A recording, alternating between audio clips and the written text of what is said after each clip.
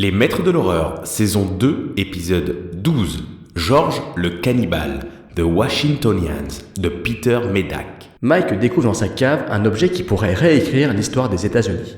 Et si George Washington avait été cannibale? Mike doit protéger sa famille en échappant à une bande d'anthropophages, prêt à tout pour protéger le secret du père fondateur de la démocratie américaine.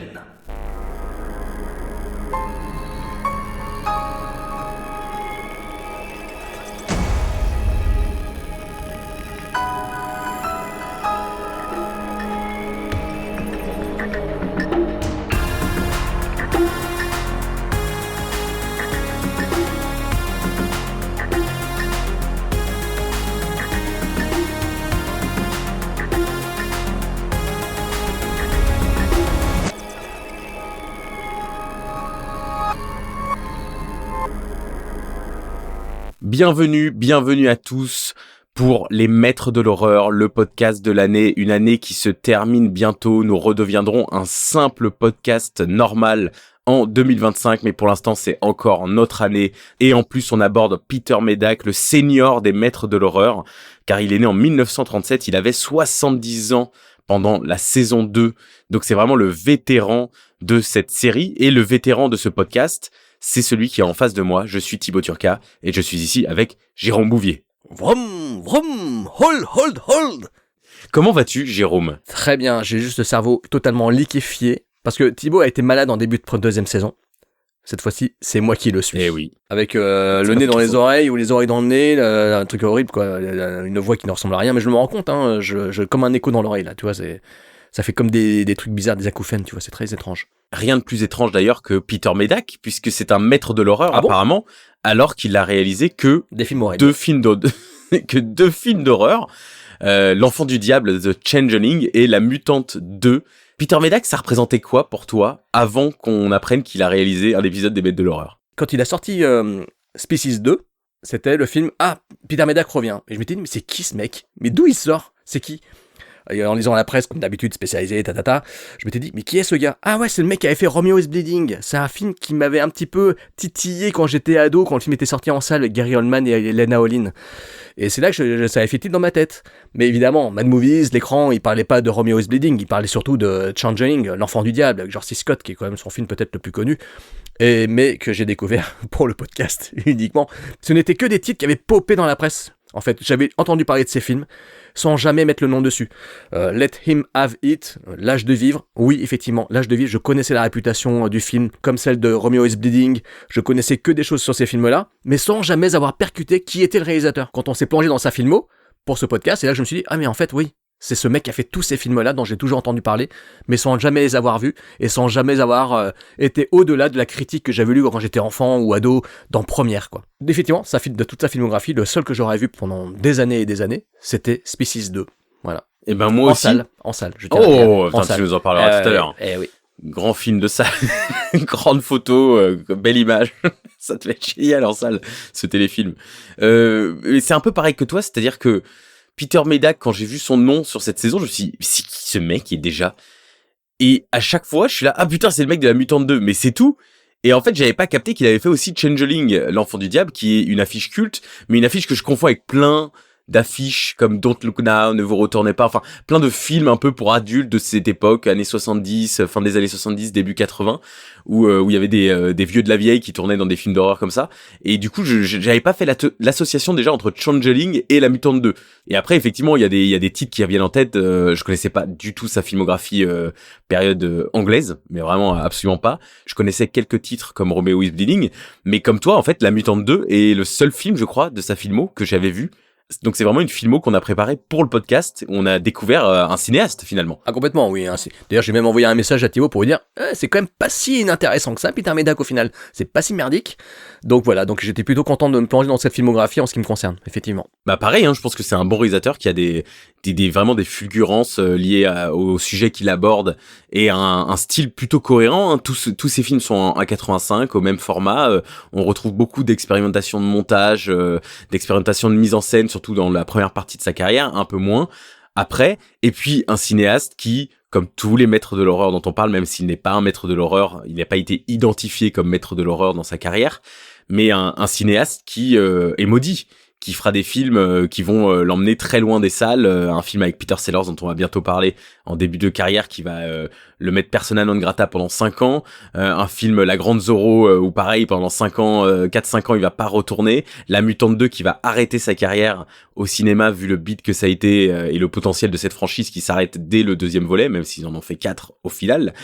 Donc oui, Peter Medak, cinéaste maudit et qu'on retrouve dans les maîtres de l'horreur, un cinéaste hongrois donc, qui passionne Mick Garris. Mick Garris avait vu Ruling Class dans les années 70 au cinéma et associé Peter Medak avec un réalisateur punk, un réalisateur un peu anarchiste, anticonformiste, et c'est vrai que ses premiers films rentrent dans cette catégorie. Et évidemment, Mick Garris est fan de L'Enfant du Diable, à tel point qu'il l'invite dans la série, et Mick apparaît dans les bonus de l'édition anglaise de L'Enfant du Diable, The Changeling, chez Second Sight, donc j'étais très content de voir Mick parler de Changeling. Peter Medak, début de vie assez compliqué, il est né à Budapest d'une famille juive, il y a la montée à cette époque du régime communiste, série d'événements complètement tragiques où il perd plusieurs membres de sa famille, dont la mort de son père dans ses bras après 4 ans de prison. Très vite confronté à la violence, une violence qui coule dans son cinéma et qui explique pas mal de ses choix. Ses comédies, par exemple, qui abordent la mort, La Fuite, son diptyque Histoire vraie anglaise, parle des conséquences tragiques de la violence, The Craze et Let Him Have It. C'est des films complètement là-dessus, qui ne glorifient absolument pas la violence et qui montrent qu'un simple petit acte peut être vraiment déterminant.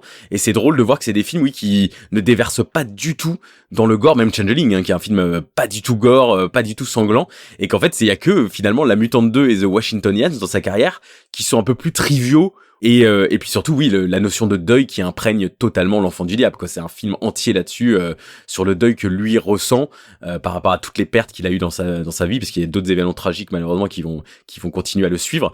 Mais il a quand même des envies de cinéma, dans la lignée d'autres cinéastes hongrois légendaires comme King Vidor et George Cukor. Donc il rejoint l'Angleterre et Londres quand il a 18 ans. Il enchaîne les petits boulots, il croise même Nicolas Roeg, caméraman sur un plateau. Il devient assistant réalisateur. Il côtoie Michael Caine, Richard Burton, Liz Taylor, Orson Welles dans les grandes années 70.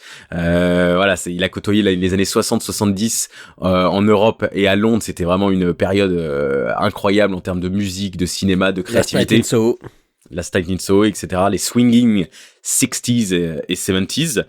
Et un studio l'envoie à Los Angeles pour devenir réalisateur, pour se former à être réalisateur. Donc il débarque dans les studios Universal pendant quelques années où il assiste entre autres au tournage de Marnie et côtoie Alfred Hitchcock. Il trimballe même une caméra dans les studios Universal parce qu'il veut s'entraîner et il veut faire un documentaire sur les coulisses du studio. Il se dit c'est incroyable ce qui se passe ici, il y a tellement de studios différents, de tournages différents. Donc il fait un documentaire pendant une semaine, il filme ce qui se passe sur le studio et il le présente aux pontes d'Universal et les pontes d'Universal disent bah c'est marrant, on avait une idée sympa mais effectivement ça serait bien d'ouvrir nos studios. Et c'est comme ça que sont nés les Universal Studio Tours, les fameuses virées en tram et en bus qui traversent les studios à Universal, qui deviendra ensuite le parc d'attractions des années plus tard. C'est Peter Medak qui est à l'origine de ça, les gars. Enfin, je sais pas. Non, c'est génial. Le podcast de l'année. Enfin, excusez-moi. Qui dit ça? Qui annonce ça dans un podcast cette année? Il y a que toi. Moi, je ne suis pour rien là-dedans. Donc, on a choisi d'aborder ces longs métrages. C'est vrai que c'est une filmographie assez longue, assez riche. En comptant ses téléfilms, il a fait 24 films. Donc, autant vous dire qu'on a vu aucun de ses téléfilms. Une filmographie aussi très, très difficile à trouver. Ouais. Très peu de ses films sont sortis en HD. Mais on a réussi à voir quand même la plupart de ses films. Une filmographie qui commence avec finalement 3 films qui s'enchaînent de manière un peu logique dans son évolution en tant que réalisateur. On a d'abord Negatives en 68, donc à la fin des années 60, basé sur un roman de Peter Everett, un film qui est sorti uniquement en 1970 après qu'une des actrices principales soit devenue une star avec un autre film. Film réputé aussi glauque que sensuel, promet l'affiche, vraiment vous n'avez jamais rien vu d'aussi érotique, etc. Donc je me suis dit, tiens, je vais le regarder, on va voir les origines de ce réalisateur.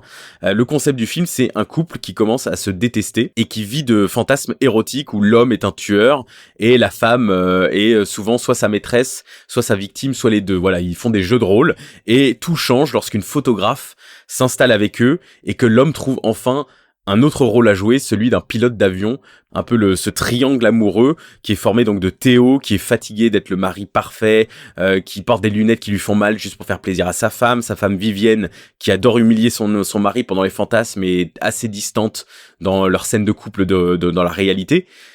Et Reinhardt, qui est donc cette photographe très intriguée par Théo, par son physique, par cette ressemblance qu'il a avec un pilote d'avion, et va s'immiscer dans la dynamique du couple.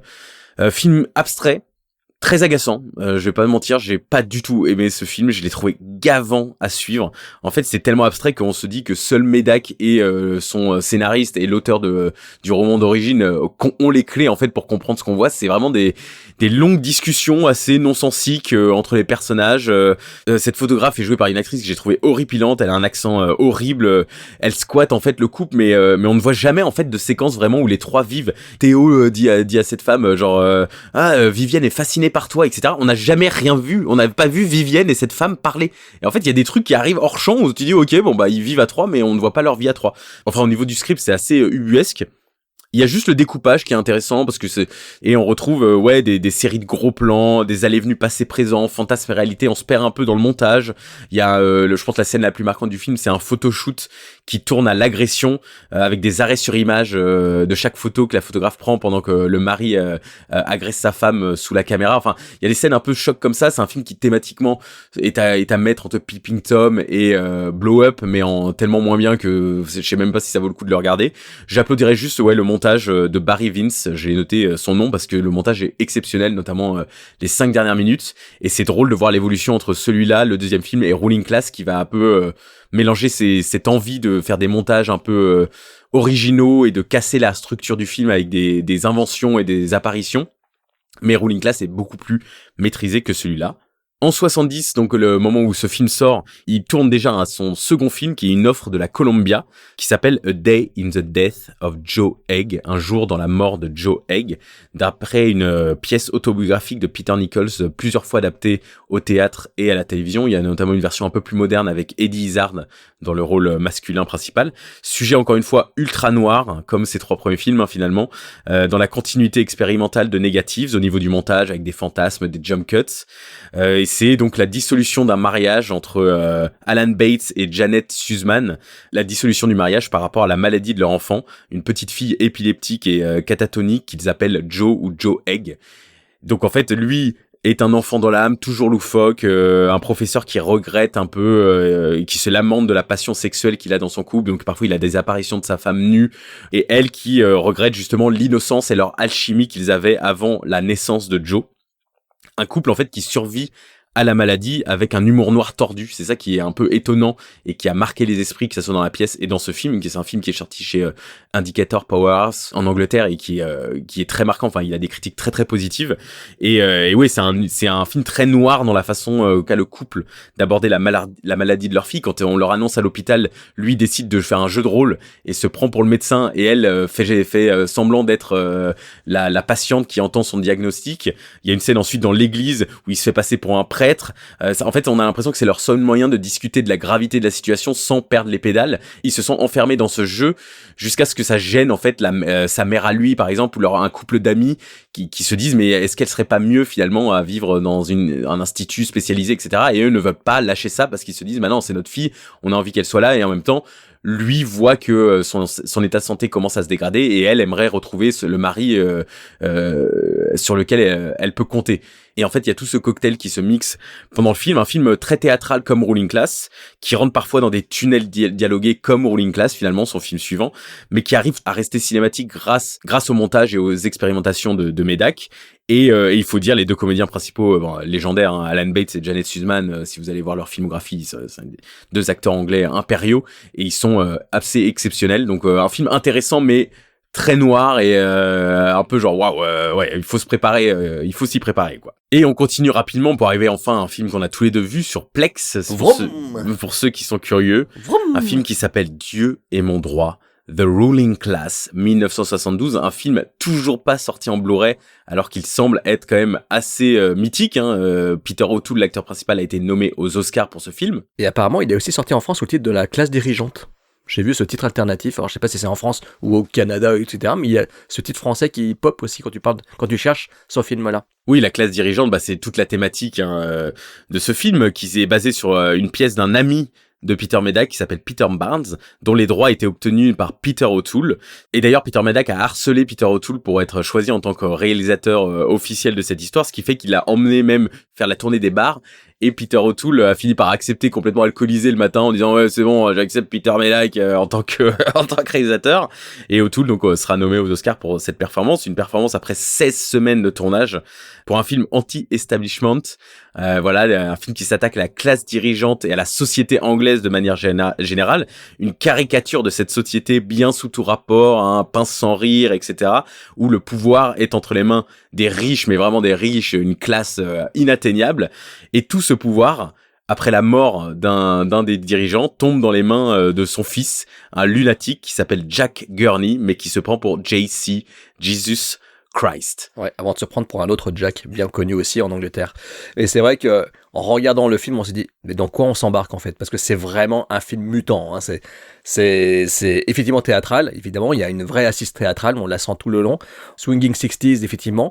Mais on n'est pas, attention, dans Bridgerton ou dans Downton Abbey. Pas du tout. Hein. Là, on est une sorte de simili-farce qui se prend très au sérieux quand même. Parce qu'il y a un côté quand même assez sombre, assez dark. Mais avec Peter O'Toole qui, dedans, a l'air d'être... On dirait qu'il est complètement défoncé. Effectivement, le personnage est perché et la performance de Peter O'Toole est littéralement perchée. Alors, pour être honnête, ça passe ou ça casse. Moi, j'avoue qu'au bout de... Parce qu'il dure très longtemps. Voilà, c'est un film qui dure 2h30. Il dure 2h30. Il faut dire qu'au bout de 2h30, j'étais vraiment lessivé. Complètement étouffé par le film et par Peter O'Toole. Qui, je reconnais, est excellentissime. Mais trop, c'est trop. C'est en fait, à la fin, c'est l'indigestion. À l'époque, je pense que ça devait être génial. Les gens devaient être à fond. Tu sais, c'était l'époque, voilà, révolution sexuelle, machin, voilà, les années 69, 70, 71, voilà, c'était vraiment à fond. Et voilà, il y avait quand même au niveau politique, etc., il y avait une certaine émulation qui fait que les gens allaient voir ce genre de film. Ils allaient à fond là-dedans. Mais là, aujourd'hui, en 2024, se mater ce film, il faut vraiment se préparer au choc parce que c'est quand même très long, qu'il se passe pas spécialement grand-chose. Il y a des moments absolument incroyables. J'adore celui qui fait l'évêque, là, le prêtre, là, cet acteur qui d'ailleurs a insisté pour jouer dans le film, c'était une connaissance à Peter O'Toole. Je le trouve absolument génial et hilarant. Et d'ailleurs, je pense qu'il a dû inspirer Rowan Atkinson pour son rôle de prêtre dans 4 mariages à enterrement, parce qu'il y a une scène de mariage qui est complètement loufoque où le prêtre bégaye dans tous les sens et il dit des trucs complètement atroces. Les moments où il est dans le film, je trouve que c'est les moments les plus drôles, pour être honnête. Notamment au tout départ, il en revient pas que le patriarche soit décédé de façon complètement absurde et grotesque. D'ailleurs, oui, voilà, c'est que le film commence, donc oui. C'est une présentation de la société anglaise, la caste ultime. Un de ceux-là, donc Gurney, rentre dans son château, on découvre son frère, sa belle-sœur, son neveu, etc. Et puis lui, il va dans sa chambre. Et là, il y a son butler, qui est mon personnage préféré du film, Tucker, qui est absolument hilarant, qui lui dit comme d'habitude, hein, oui, je vais prendre celui en satin aujourd'hui. En fait, il enfile un tutu et en fait, il s'asphyxie pour ses plaisirs sexuels. Sauf que cette fois, ça tourne mal et il se retrouve pendu. Et le film démarre comme ça. Hein, c'est 5 minutes de film. C'est déjà, tu te dis, ouais, on est face à une farce. Et après ça, évidemment, arrive donc Peter O'Toole, voilà, c'est Jésus-Christ, avec le visage cireux, le teint cireux pendant une bonne partie du film. Il passe son temps à crier vroom, vroom, vroom. Il est à tout bout de phrase, hein, c'est vroom. Il passe son temps à faire ça. Tu regardes sur Plex, il est sur Plex TV, cher auditeur, et vous allez tout de suite comprendre. Donc voilà, c'est un film quand même assez dur à voir, très intéressant pour pas mal de ses aspects, mais il faut se préparer à 2h30 quand même de show Peter O'Toole. Oui, voilà, ce qui est drôle, c'est aussi la réaction de la famille. L'oncle qui engage sa prostituée préférée pour remplir le rôle de la femme imaginaire de JC, mais en fait, elle se plaît dans ce rôle, peut-être un peu trop, c'est un rôle un peu sous-écrit, où tu te dis, j'aurais bien aimé voir un peu plus, ça fait vraiment genre, bon, allez, la femme a une nuit avec JC, c'est bon, quoi. La tante complote avec le psychiatre qui cherche des fonds pour ses expérimentations. Il y a le cousin qui l'observe jour et nuit, qui est jaloux parce qu'il comprend que lui, il va pas obtenir la richesse familiale. Et ouais, comme j'ai dit, l'homme de maison, Tucker, qui tombe dans l'alcool parce que lui, il obtient une petite somme d'argent de Gurney. Et du coup, il tombe dans l'alcool, il enchaîne les punchlines. Moi, j'ai trouvé à mourir de rire. Tucker, il est vraiment excellent dans le film. Et c'est un film qui est ultra satirique, qui tombe dans l'absurde total et l'anarchie même. Hein. Voilà, on est dans cette volonté d'anarchie de cette époque-là, un poil à gratter au milieu de la société anglaise. Et donc le poil à gratter, c'est Jesse qui arrive en mini vélo lors de sa nuit nuptiale. Après, je suis d'accord avec toi, c'est-à-dire que c'est thématiquement brillant. On comprend ce que le film essaye de faire et ça marche vraiment bien. La tournure finale, la dernière demi-heure, on ne la voit pas du tout arriver. Mais le virage, voilà, que tu as décrit, où il s'intéresse à un autre Jack de l'histoire anglaise est vraiment fascinant et très bien amené. Mais c'est trop long. Il y a beaucoup de virages musicaux inattendus. Il y en a qui marchent bien, il y en a qui marchent pas du tout. Mais il y a des scènes interminables qui font que le rythme du film ne marche moins bien. Il y a un jeu de Marco Polo dans le jardin qui dure 2 minutes entre Jesse et Grace. Il y a un combat de patients fous à un moment donné où il y en a un qui est persuadé d'être Dieu pendant que l'autre est le dieu de l'électricité. Et du coup, ils combattent pendant 5 minutes. Et ouais, le film n'arrive jamais à ne pas être théâtral en fait. Et je sais pas si c'était une volonté de ne pas l'être ou pas, mais du coup, c'est vrai qu'il a pris un coup de vieux quoi. Faut l'avouer comme tu dis. Et j'ai trouvé le dernier quart d'heure exceptionnel. C'est-à-dire comment le dieu de l'amour, hein, JC qui disait à tout le monde on va s'aimer, et tout le monde lui riait au nez, non mais c'est qui ce malade, devient un meurtrier qui appelle à la mort du peuple au contact de l'aristocratie. C'est à cause de fréquenter des gens comme ça qu'il devient complètement psychopathe, et c'est là où tout le monde l'accepte.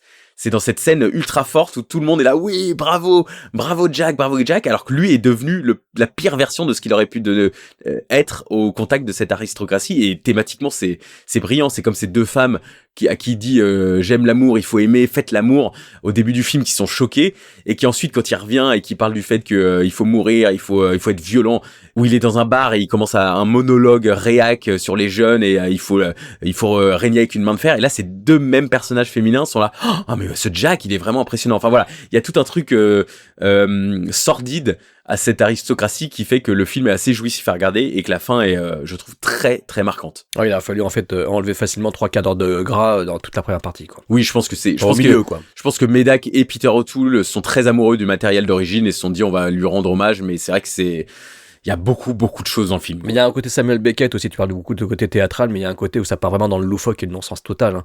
Mais au bout d'un moment, voilà, il y a un peu d'érodite. Voilà. En tout cas, sur la force de ce film, il se fait offrir un justicier dans la ville, Death Wish, et il a l'idée d'Henry Fonda.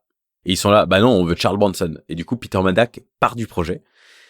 Il est down, il est pas content, il est triste, il marche à Londres. Il marche à l'ombre.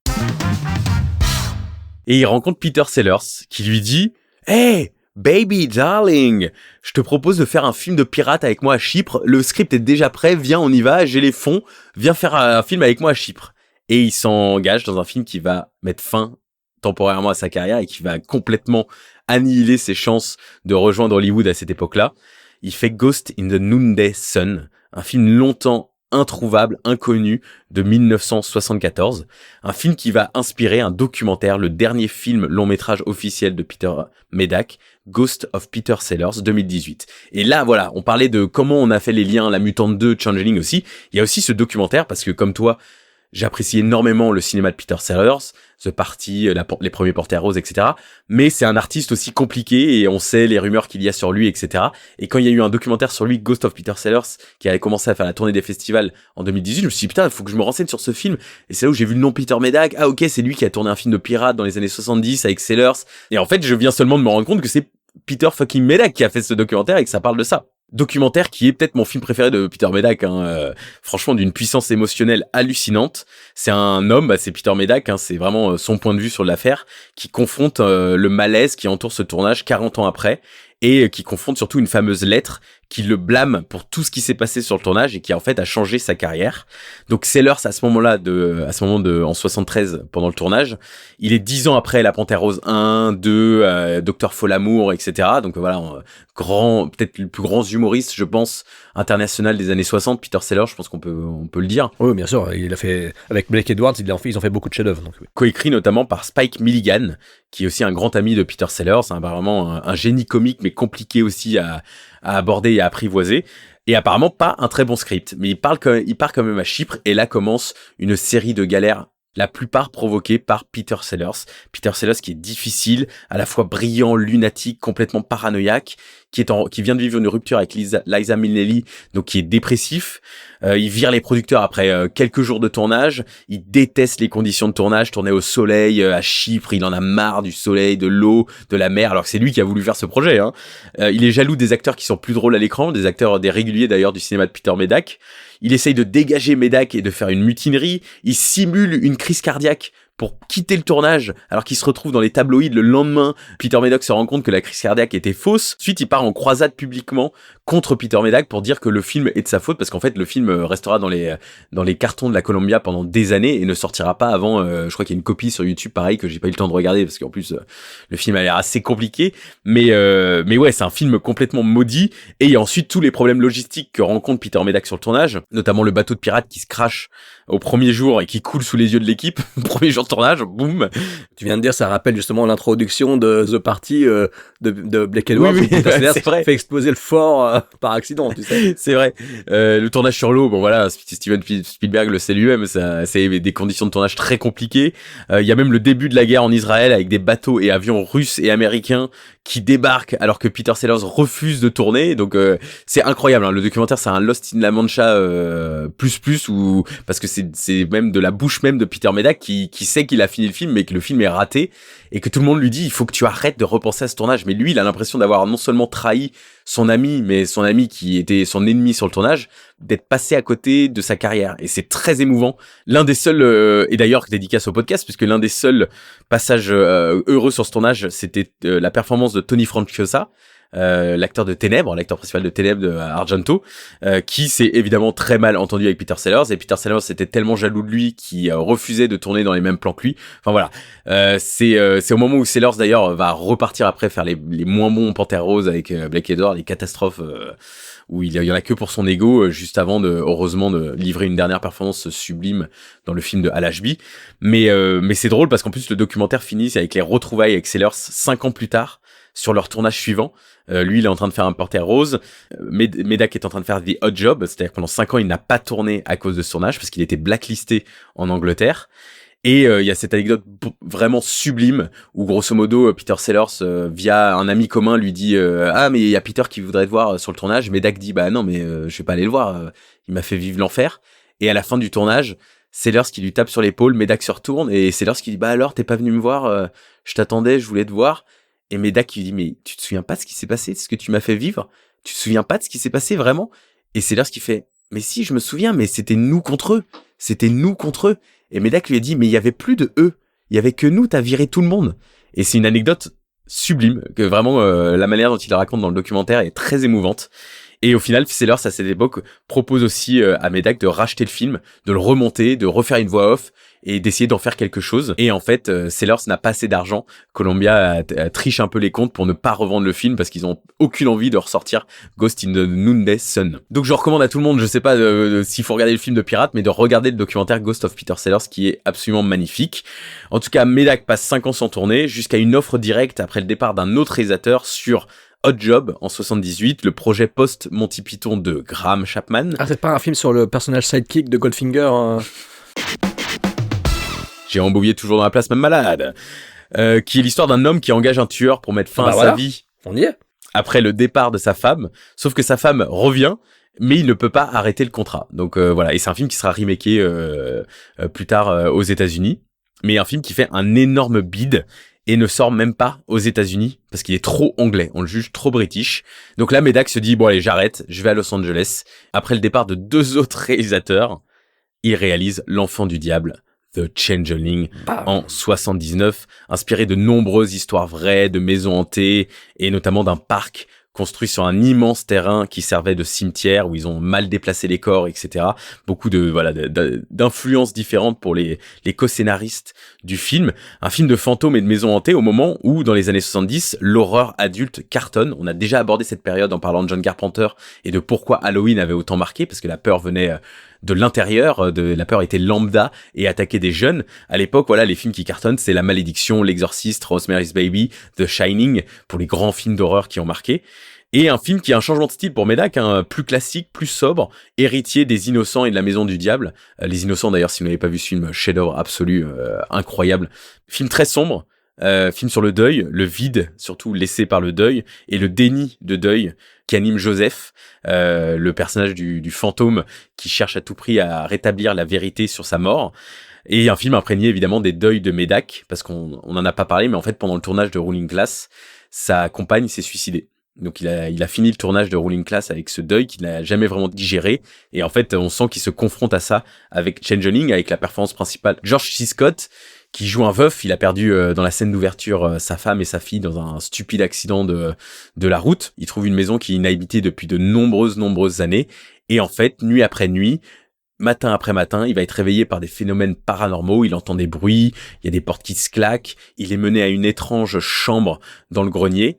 Et petit à petit, il va se rendre compte qu'il y a un fantôme qui essaye de rétablir sa vérité. Donc ça va être plus un film d'enquête finalement que un film d'horreur. Qu'as-tu pensé de ce film, Changeling, par rapport à sa réputation assez culte, hein? Second Sight l'a quand même sorti 2 fois dans des éditions limitées. Que j'ai loupé.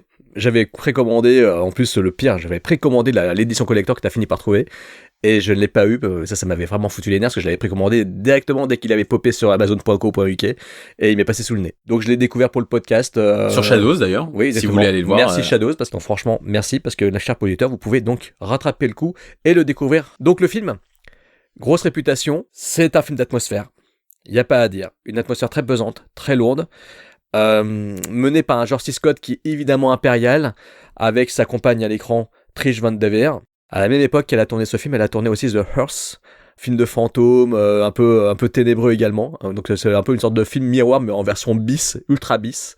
Mais donc Changeling, film très très dérangeant sur le deuil, assez douloureux à regarder parce que ça évoque quand même des choses qui peuvent faire beaucoup peur aux jeunes parents que l'on peut être, qui a un côté anti-spectaculaire à fond. Ça joue pas sur des effets grandiloquents, ça joue plus sur des effets effectivement de mise en scène avec un côté parfois un peu cauchemardesque, un peu onirique, avec une ambiance un peu spectrale. C'est-à-dire qu'on est effectivement dans un film qui pourrait être un peu le père de beaucoup de métrages d'épouvante, notamment réalisés par certains Espagnols comme Amenábar par exemple. Scorsese également l'a cité dans sa top liste de films d'horreur de tous les temps. Neve Campbell également d'ailleurs, Stephen King aussi. Donc c'est dire quand même la réputation du métrage qui n'est pas usurpée, c'est-à-dire que c'est un film quand même qui est assez angoissant, qui distille une atmosphère assez pesante, assez prenante. Le gros défaut du film, c'est que c'est porté par un acteur que j'aime beaucoup, mais qui est quand même pas un acteur jeune, pas très dynamique, ce qui fait que c'est assez plan-plan au niveau de l'intrigue. Il y a un moment un petit peu, voilà, c'est un petit peu lent, c'est un petit peu redondant. Il y a des moments où on revient sur le truc, le son contre les murs, le son avec la balle, etc. Donc il y a des choses comme ça qui reviennent, etc. Donc je comprends évidemment tout le côté très fort du métrage. Ce n'est pas un film très punchy, c'est un film qui est un petit peu lent. Donc il faut accepter cela quand on va le regarder. Oui, mais je pense aussi c'est le côté formel du film aussi. C'est-à-dire que quand on regarde Ne vous retournez pas dans le Lougna, il y a tellement d'expérimentation et de punch qui fait que c'est un film très marquant, très engageant.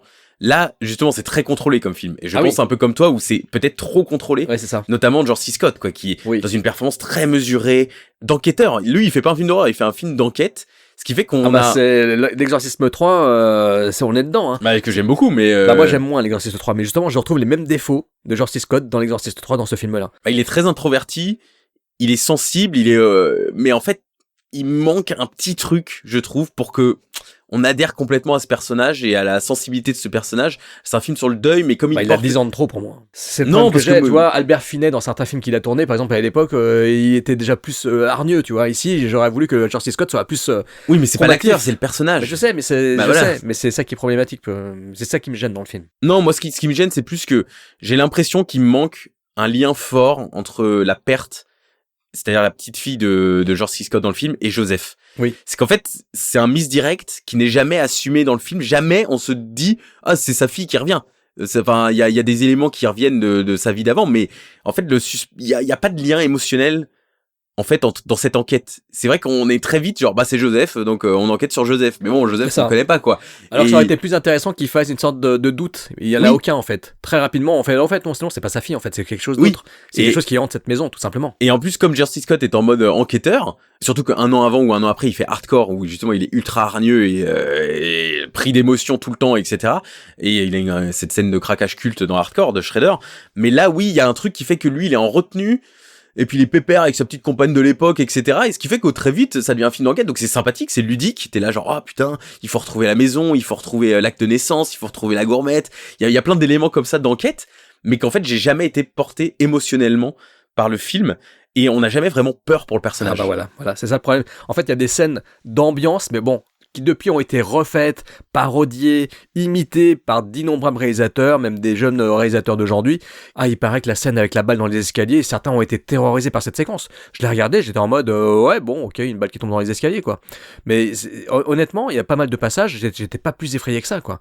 Bah alors moi pour le coup ça m'a un peu hérissé le poil. Je trouve que les éléments dans le film voilà, la balle qui tombe, le fauteuil qui apparaît, qui disparaît, qui glisse, surtout la scène de la bande audio, ça c'est une scène exceptionnelle voilà, donc il réunit une voyante qui prétend pouvoir communiquer avec les morts, donc ils enregistrent la bande audio de ce truc, elle est en train de dessiner les réponses pendant qu'elle entend. Insidious. Exactement, plagié dans Insidious. C'est Insidious. Et, ouais, j'y ai pensé. Ouais. Et ensuite, George C. Scott réécoute en mode Brian De Palma, John Travolta, réécoute la bande encore et se rend compte qu'il entend les réponses du fantôme et que c'est là où il apprend le nom de Joseph. Et je trouve que cette scène est hallucinante, elle marche extrêmement bien. Effectivement, c'est une des meilleures du film, tu as raison, effectivement. Mais je peux comprendre, oui, c'est vrai que c'est juste une balle qui descend les escaliers, et il y a George C. Scott qui est en bas et qui dit ouais, qu'est-ce qui se passe quoi. Surtout que ça coupe et ça passe à autre chose directement derrière, en fait, t'as pas vraiment de payoff un peu pesant, avec une ambiance, non, ça passe, hop, plein jour, on est sur une autre séquence, et le lendemain matin, et ainsi de suite, quoi. C'est pas qu'on n'a pas peur, c'est qu'on n'a pas peur pour le personnage, et à partir de là, du coup, t'es moins investi, quoi. Il y a pas l'encre, même si l'exorcisme, je trouve, est bourré de défauts. Alors, quand on voit aujourd'hui, il y a des trucs qui m'horripilent dans l'exorcisme, mais t'es attaché à Regan, mine de rien, et à sa mère. Enfin, il y a ce cocon que t'as pas envie de voir mourir. Là, et c'est pas vraiment la même chose, quoi. Et sa relation avec sa compagne, comme j'ai dit, c'est un peu random. Et quand j'ai découvert pendant le film, j'ai regardé, c'est qui cette actrice, etc. Et je vois que c'est sa compagne un peu. En fait, ils sont tranquilles, ils sont en train de tourner leur petit film et tout ça. C'est ça, un film de vacances. Et d'ailleurs, on sent encore un peu le tact dans ce film contre les classes dirigeantes, parce que c'est un petit peu ça totalement. aussi. Hein. Ouais, absolument. Parce que cette notion de changelin, ce n'est pas une créature elfique, mais ça sera véritablement un échange qui a eu lieu. Et ça marche vraiment bien, je trouve, pour le coup. C'est le seul aspect assez réussi, ouais, effectivement. Cette résolution de l'intrigue marche bien. Qui est assez dark d'ailleurs aussi, assez sinistre, assez méchante et cruelle. Et on retrouve un peu le petit côté Rolling Class qu'il a tourné 8 ans avant, quoi. Tout à fait. Par contre, quel titre français de merde, L'Enfant du Diable. Mais pourquoi ? Je pense que c'est en hommage à La Maison du Diable, The Hunting. Ah oui, de Robert Wise. Oui. D'accord. Je pense que c'est en hommage à ça, vu que c'est un des 2 classiques films de fantômes. En tout cas, à l'époque, c'est pas une révolution, hein, c'est une sortie discrète, c'est pas un succès, mais il a un énorme impact auprès de toute une génération de réalisateurs. Hein, tu les as cités, mais on peut citer Brad Anderson et son Session 9, ou même Mick Garris, quoi. Mais donc ouais, c'est un film qui a encore de la résonance aujourd'hui, mais c'est vrai qu'à le revoir, à le découvrir pour la première fois, c'est comme beaucoup de ces films-là, on a tous ce rapport-là. Moi, je sais que c'est ce rapport-là aussi avec Rosemary's Baby, hein, où je le vois, je suis complètement fermé au film, je suis là, ouais, ok, c'est Rosemary's Baby, quoi. Et L'Exorciste aussi.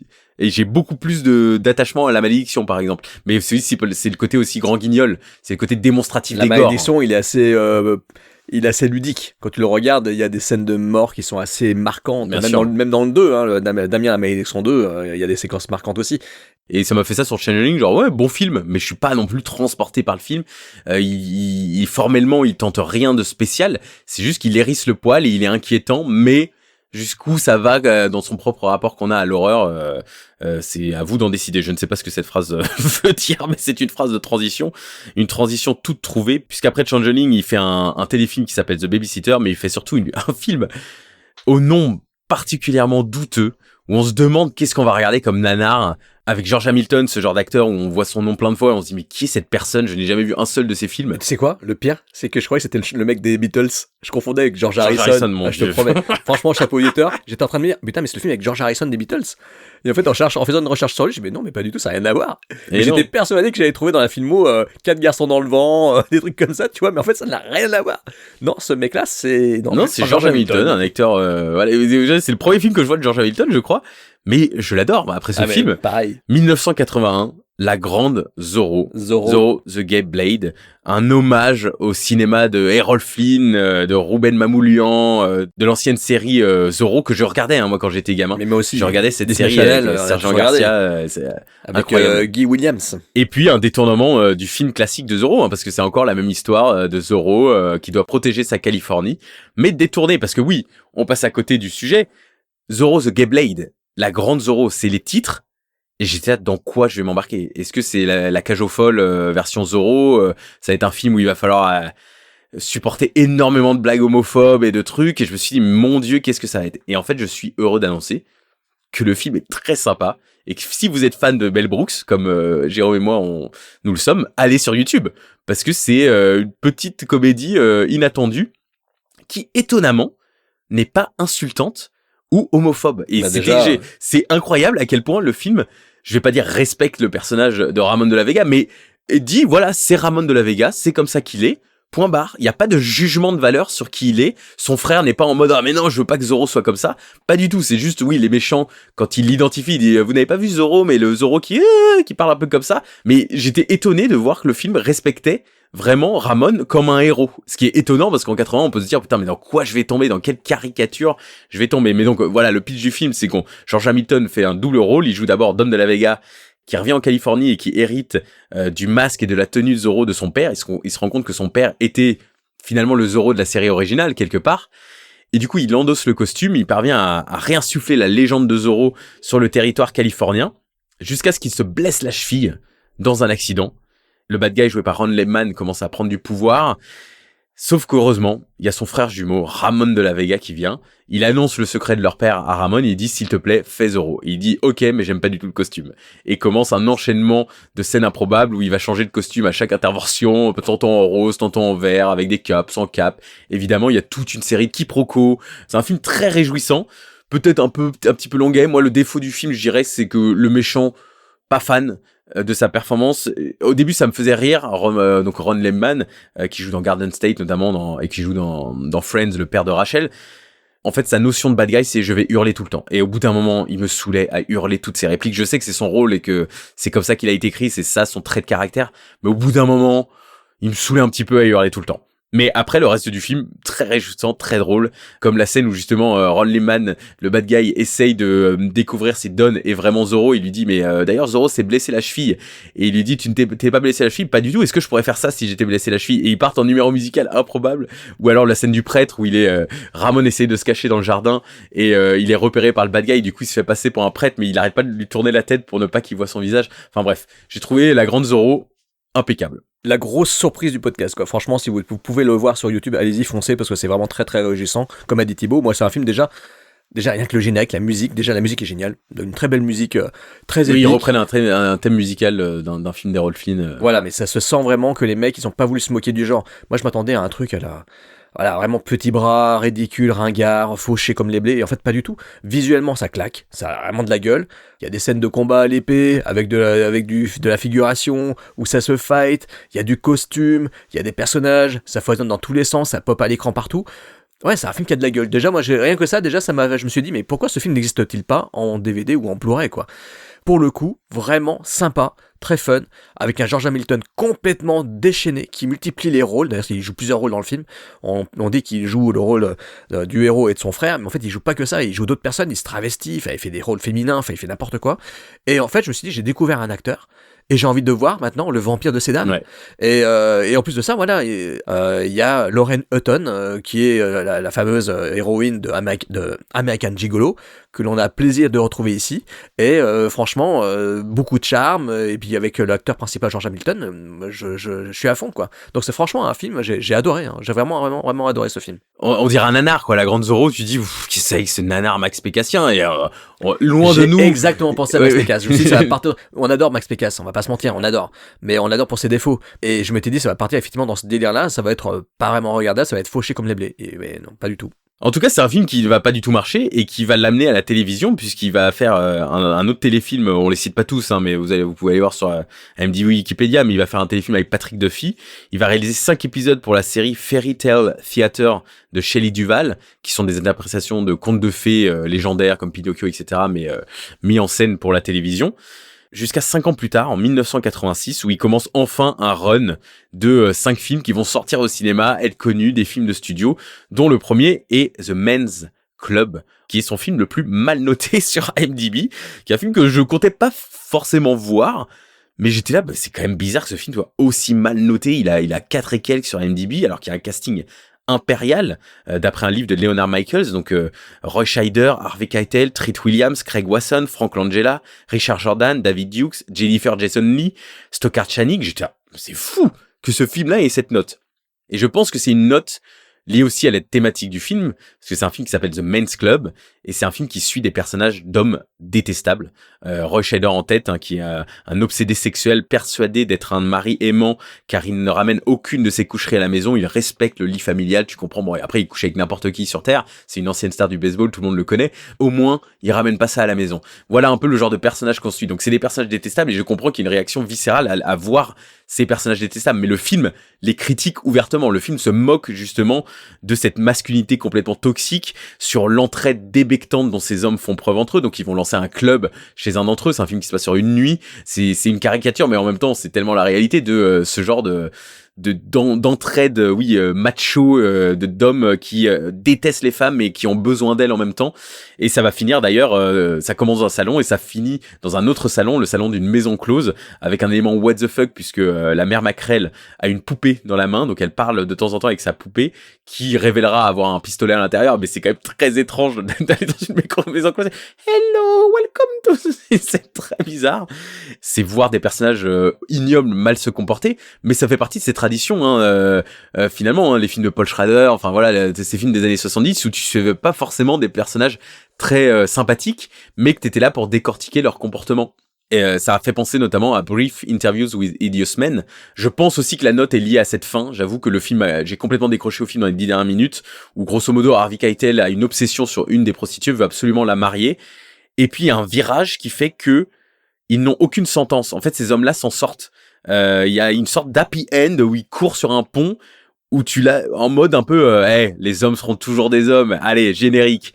Où t'es là genre, oula, c'est bizarre quand même de laisser les personnages qui ont fait des actes horribles pendant le film et qui ont très mal parlé des femmes et de leur vie, etc.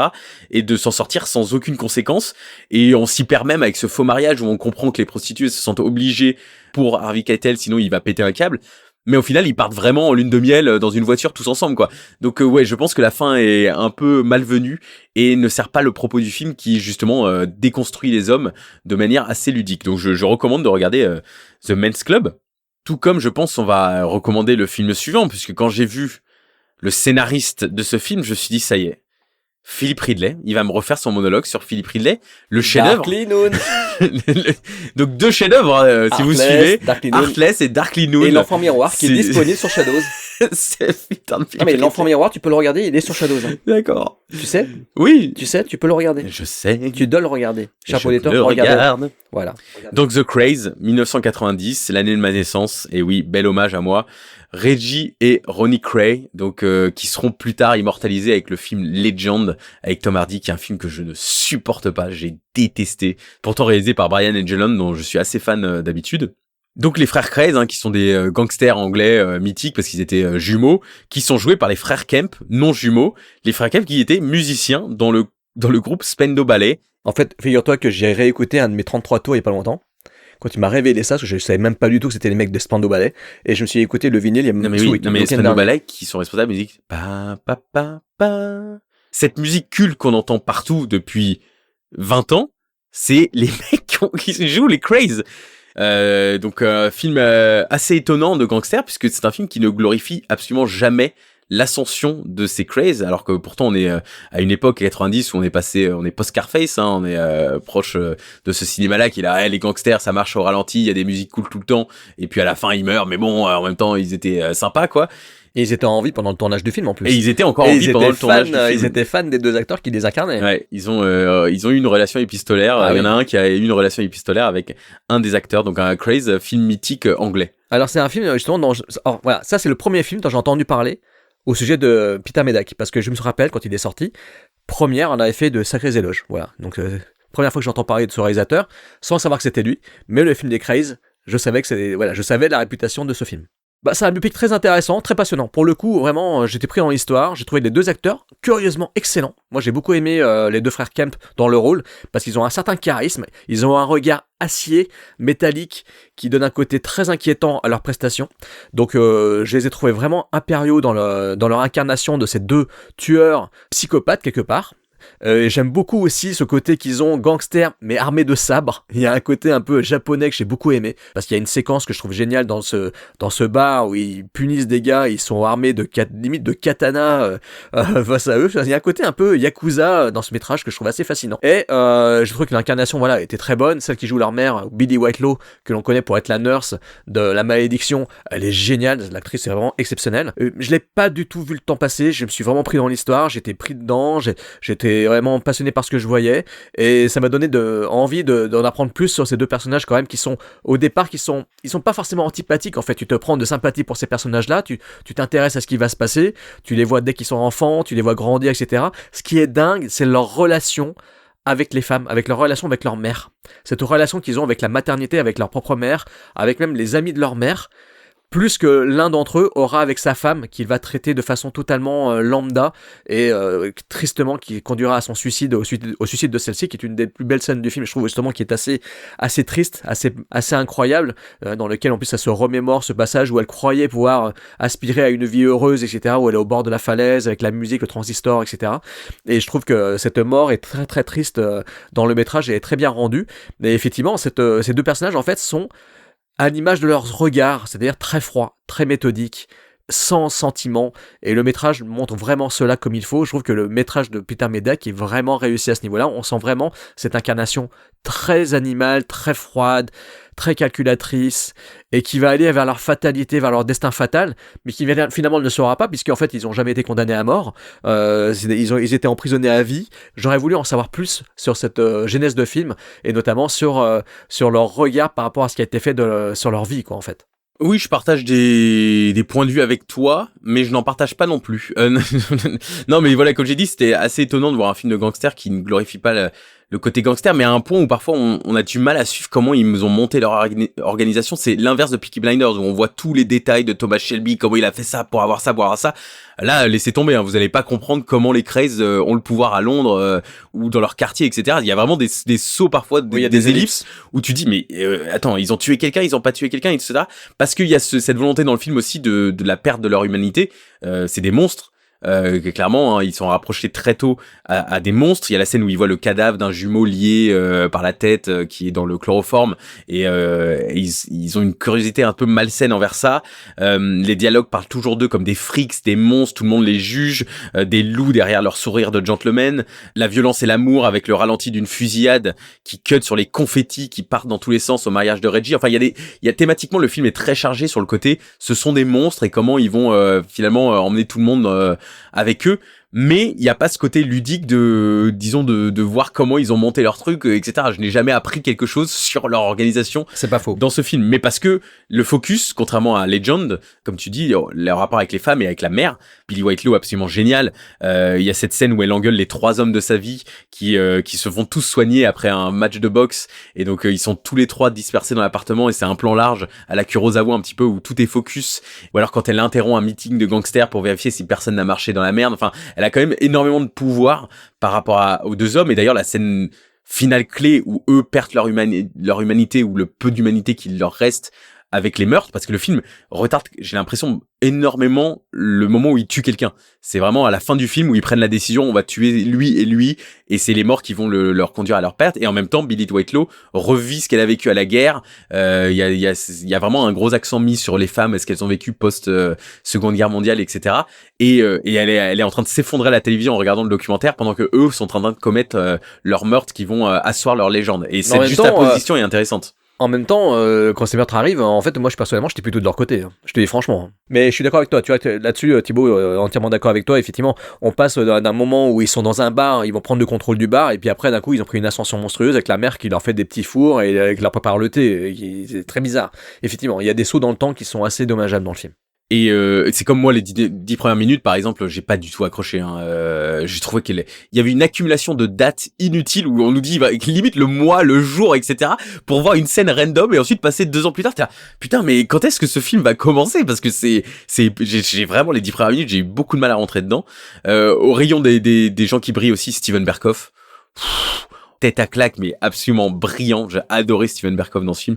Et il y a aussi le fait qu'il y a une vraie tension à l'écran en voyant 2 frères, même s'ils sont pas jumeaux. C'est que ça change tout. C'est pas, tu te dis pas, c'est le même acteur qui joue les 2 rôles. Là, tu sens une tension entre les deux qui est palpable, et tu sens qu'il y en a un qui domine l'autre, etc. Donc Reggie qui lui va plus dans sa relation avec sa femme, etc., qui essaye un petit peu de trouver du bonheur là où il peut, mais qui traite extrêmement mal sa femme de manière très maladroite, et Ronnie qui le voit, qui lui vit son homosexualité dans l'ombre, et qui aimerait que Reggie soit focus. Mais il y en a un qui est plus sociopathe que l'autre finalement. Parmi les deux jumeaux, ça se sent. Voilà, le film m'a pas non plus embarqué totalement dans le rythme, etc. Et je trouve qu'encore une fois, le personnage de Francis, problématique, donc la femme de Reggie, c'était déjà le cas dans le Legend de Tom Hardy. Je n'ai pas du tout aimé, c'est Emily Browning, je crois, qui joue dedans. J'ai pas du tout aimé son rôle. Et là, c'est pareil, surtout que quand tu te renseignes dans la réalité, elle s'est suicidée, certes, mais 1 an après sa rupture avec Reggie. Leur mariage a duré, quand tu regardes la réalité, leur mariage a duré 8 mois, et même sa nièce se disait choquée qu'elle soit aussi importante dans l'histoire. Alors peut-être qu'elle était importante aux yeux de Reggie et dans la dynamique du duo, mais en soi, ils sont restés 8 mois ensemble, elle l'a quitté, elle est morte un an après de suicide. Pourquoi elle est aussi présente, finalement, dans cette histoire? Et surtout qu'après, il y a une rumeur qui dit que 2 jours après sa mort, Ronnie a confessé avoir tué Francis. Et tu dis, putain, mais c'est fou, ça! Enfin, peut-être qu'à l'époque, c'était pas encore sorti comme info, mais si c'est vrai, il y a une dynamique encore plus sinueuse entre les deux frères, un truc de possession qui est déjà dans le film, mais où tu dis, oh putain, Ronnie est allé jusqu'à tuer la femme que Reggie aimait, quoi. Enfin voilà, je trouve que le personnage de Francis s'intègre encore une fois mal dans la dynamique, et quand tu regardes la réalité et les faits, tu dis, ah ouais, non, mais en fait, aucun rapport avec ce qui s'est vraiment passé. Donc je trouve ça dommage que le film ne représente pas un peu plus ce sous-texte réel. Mais en tout cas, c'est un film sympathique à regarder. Et ça détonne des autres films de gangsters parce que, encore une fois, comme dans le film L'Âge de vivre dont on va parler tout de suite, Let Him Have It, il y a peu d'actes de violence finalement dans The Craze, démonstratifs à l'écran, et quand ils arrivent, c'est la perte de l'humanité.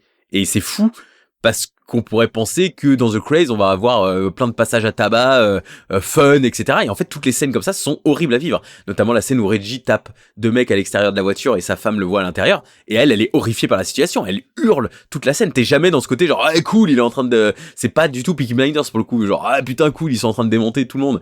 Donc, c'est assez intéressant. Et Let Him Have It, donc, L'Âge de vivre, je vais te laisser le présenter parce que c'est un film dont tu avais entendu parler. Oui. Ou en tout cas, quand tu regardes les films, tu dis, merde, en fait, c'est ce film-là. En fait, c'est un film, je savais très bien qu'il allait être insoutenable à regarder. Je savais que ça allait être très très dur parce que je savais quelle était sa thématique principale, c'est-à-dire un réquisitoire contre la peine de mort, une tragique histoire injuste d'un mec condamné à mort alors qu'il était innocent, etc., etc. Et honnêtement, quand j'ai vu que c'était ce film-là qu'il fallait se taper, je me suis dit merde, oh putain, va falloir que je le regarde pour le bon, quoi. Parce que voilà, à l'époque, quand il est sorti, la presse en avait parlé, il a eu des bons retours critiques. En plus, c'était la découverte quand même d'un acteur, Christopher Eccleston, qui à l'époque en plus était abonné à ce genre de rôle vraiment très noir. Il a fait Jude l'Obscur à la même période, je crois. Donc ça, c'est son premier long métrage, L'Âge de vivre. voilà, donc il a dû le faire juste après. Et là, tu te dis putain, voilà, c'est Christopher Eccleston qui faisait son apparition, qui popait avant de faire Doctor Who. Donc j'ai vu le film, ça y est, pour ce podcast, je suis content. Voilà, c'est quand même assez dingue quand tu vois qui a écrit ce métrage, quand tu vois que c'est Neil Purvis et Robert Wade, les mecs qui ont certes fait le Guns 1748 avec Robert Carlyle, mais ils ont surtout aussi écrit plein de James Bond, dont ceux avec Daniel Craig. Et là tu te dis, what? Bon, c'est un métrage, il faut le dire, très pesant, c'est un vrai réquisitoire, ça dure 2 heures, c'est un film très douloureux.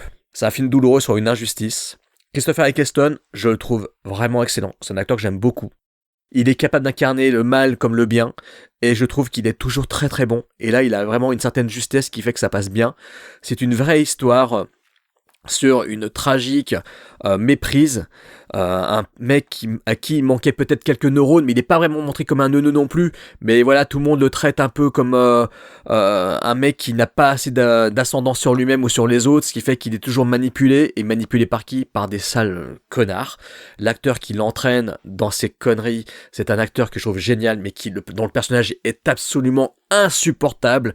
Il a un acolyte qui l'entraîne justement dans une virée qui va mal se terminer, et ce personnage-là est vraiment machiavélique. Il a un côté satanique à souhait, ce qui fait que moi j'ai trouvé ça insupportable à regarder, à suivre, parce qu'en fait on a envie que Eccleston suive les conseils de ses parents et qu'il arrête d'avoir des mauvaises fréquentations. Mais comme c'est quelqu'un qui n'arrive pas à avoir d'amis, le personnage est tellement tragique en soi, tu sais que tout le poids du métrage, tout le poids de la tragédie est pesante à tous les coins de l'écran, et en fait tu suis le film comme une sorte de chemin de croix. C'est comme la passion du Christ, tu le suis jusqu'à sa crucifixion finale. Bon, c'est pas une crucifixion, ça sera une pendaison. Non, la scène est hallucinante. Le découpage de cette scène, ça m'a traumatisé. J'ai revu la scène. Non mais pour te dire combien je suis maso, j'ai revu la scène tellement j'étais Ah, j'étais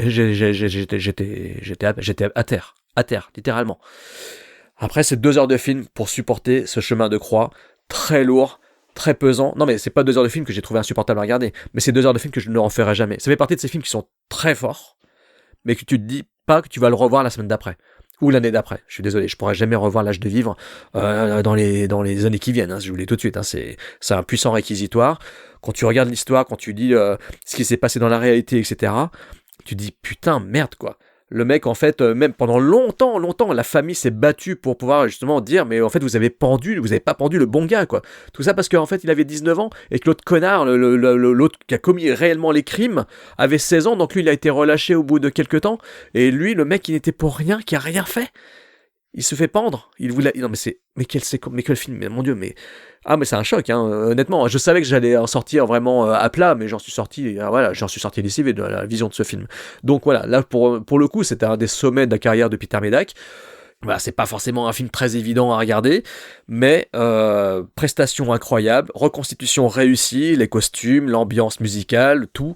Moi, je suis porté par ce métrage. Il y a un côté, voilà, mais c'est un film noir, voilà. Oui, moi je ne savais pas que ça serait un film noir jusqu'à ce que tu me dises oh putain c'est ce film-là, putain c'est horrible, etc. Je dis ah merde, ok, bon bah faut que je me prépare alors psychologiquement parce que j'allais le lancer un peu naïvement, genre là tu m'invites, Christopher Eccleston, voilà on va le lancer quoi. Et j'ai adoré, c'est mon film préféré de Peter Medak. Je trouve que c'est vraiment implacable, c'est imparable comme film, c'est un mécanisme imparable. Le script de Wade Purvis est incroyable. D'ailleurs, c'est encore voilà, c'est un peu un running dans la carrière de Peter Medak. C'est souvent pas le premier choix, malheureusement. Et là, c'était pas le premier choix. C'était Alex Cox de Repo Man qui devait faire le film et qui voulait le faire en noir et blanc. Et du coup, les studios ont dit non. Et c'est Peter Medak qui a récupéré le projet. Et oui, c'est imparable parce qu'on veut que cet homme, donc qui a 19 ans, mais qui en fait a l'âge mental de quelqu'un de 12 ans, qui est épileptique, qui est protégé par ses parents, par sa sœur, etc. On veut qu'il soit libre, on veut qu'il se fasse des amis, on veut qu'il vive sa vie. Mais en fait, quand il met le pied à l'extérieur, il est abusé. Il est abusé par des gens qui vont profiter de lui et qui veulent lui nuire. Et en fait, on ne veut pas qu'il fasse ça. Et en fait, on hurle intérieurement. On est là, quand il commence sa relation avec Chris Craig, on ne veut pas qu'ils soient amis. On est là, non, mais non, ça va mal finir cette histoire. Et comme toi, je hurlais intérieurement. Et comme toi, j'ai ressenti ce sens de l'inexorable et du destin tragique dans chaque scène. Il y a un truc pesant dans le film où t'es là, oh là là, qu'est-ce qui va se passer? Et tout est donné dans la scène d'ouverture. Ils s'introduisent dans un truc, ils commencent à casser plein de trucs. Le surveillant revient dans sa cabane. Et il reste Derek qui a une crise d'épilepsie et qui du coup est jugé pour ça et libéré quelques années plus tard, alors que c'est sa première injustice, quoi. Et on sent que tout le film va se répéter dans ce sens-là. C'est vrai qu'on est moins surpris par la suite d'événements parce on se dit bon, il y a forcément il va se passer un truc tragique, mais quand ça arrive, c'est aussi d'une froideur implacable. La scène du toit, elle est millimétrée, elle est simple, elle est efficace. T'es là, mais qu'est-ce qui va se passer? C'est pas grandiloquent comme film. Ce qui fait que, j'avoue que j'ai pas pu m'empêcher dans les mains d'un Oliver Stone. Ça aurait été un brûlot incroyable, genre ça, il serait allé tellement plus dans les potards, dans la démonstration, etc. Là, il y a quand même cette touche un peu british en retenue. Un peu comme la famille. En fait, on est toujours du côté de la famille, ce qui fait qu'on n'assiste pas vraiment au débat national qui est en train de on n'a jamais vraiment un sens de ça. C'est-à-dire, ils se font livrer plein de lettres, il y a des journalistes devant eux, mais en soi, on ne voit jamais. On rentre jamais dans les discussions officielles entre les magistrats. On ne voit jamais vraiment le public, outre celui qui croise la famille. Ce qui fait qu'on est dans cette retenue british, cette pudeur, je dirais, anglaise, mais qui fait que le film est un tout petit peu en retenue. Là, on aimerait que parfois il aille encore plus dans la critique. Mais après, voilà, c'est même pas un défaut, c'est juste un constat de ce que Medak a voulu faire. Au milieu de tout ça, il y a, comme tu dis, la performance sublime de Christopher Eccleston. Pourtant un acteur que moi je n'aime pas beaucoup, parce que j'ai eu le malheur de lire une interview de lui il y a une vingtaine d'années où il se la pétait tellement dans l'interview, il était tellement hautain et insupportable que j'étais là, mais c'est qui ce mec, pour qui il se prend, le méchant de 60 secondes chrono? Et il était tellement critique envers ses propres choix d'acteur. Et donc c'est vrai qu'Eccleston, j'ai aucune attache avec lui, mais là il m'a bluffé. Et j'ai même envie de dire Chris Craig, même lui qui est très agaçant, très abusif, son personnage a une épaisseur. Son personnage a un sens. Quand son frère se fait enfermer, il y a une scène où on le voit pour la première fois chez lui seul, et il nous touche, ce gamin. Il est paumé, il sait pas quoi faire. Bah, lui, son trip, c'est d'échanger des armes. Et cette scène des armes, d'ailleurs, dans l'école, elle est incroyable, quoi. Cette culture de l'arme, ils se croient encore au Far West à échanger, et même les profs sont au courant qu'ils sont tous armés. Enfin voilà. Let Him Have It, c'est un grand film qui est pas peut-être une claque. Et ouais, donc ouais, personnellement, c'est mon Medak préféré. Et tu pourrais le revoir facilement, ça, c'est ça raison. Bah, maintenant je sais à quoi ça ressemble, donc je vais pas le revoir tout de suite, mais c'est un film que je pourrais montrer. En mode, ah putain, c'est un film méconnu, regarde-le, parce que ça parle de ça et ça, quoi. Et je trouve justement, on en parlait, la scène de mort est d'une froideur absolue. Le mec, il rentre dans la chambre. Enfin, t'as limite l'impression qu'ils vont le libérer. J'étais là, attends, qu'est-ce qui va se passer? Et en fait, non, c'est vraiment, il l'amène à l'échafaud, mais en deux, quoi. Cette scène est très, très forte. Il continue en tout cas son ascension et en 93, il fait un film dont on avait entendu parler, le titre doit vous parler, cher poditeur, Romeo is Bleeding, avec Gary Oldman et un casting impérial, un script néo-noir un peu punk de Hilary Henkin, dont on a déjà parlé dans le podcast parce qu'elle a écrit Fatal Beauty pour ce bon vieux Tom Holland, mais c'est surtout la scénariste de Roadhouse et des Hommes d'influence. Donc voilà, un film bourré d'imagination, d'esprit punk, en tout cas dans la première partie.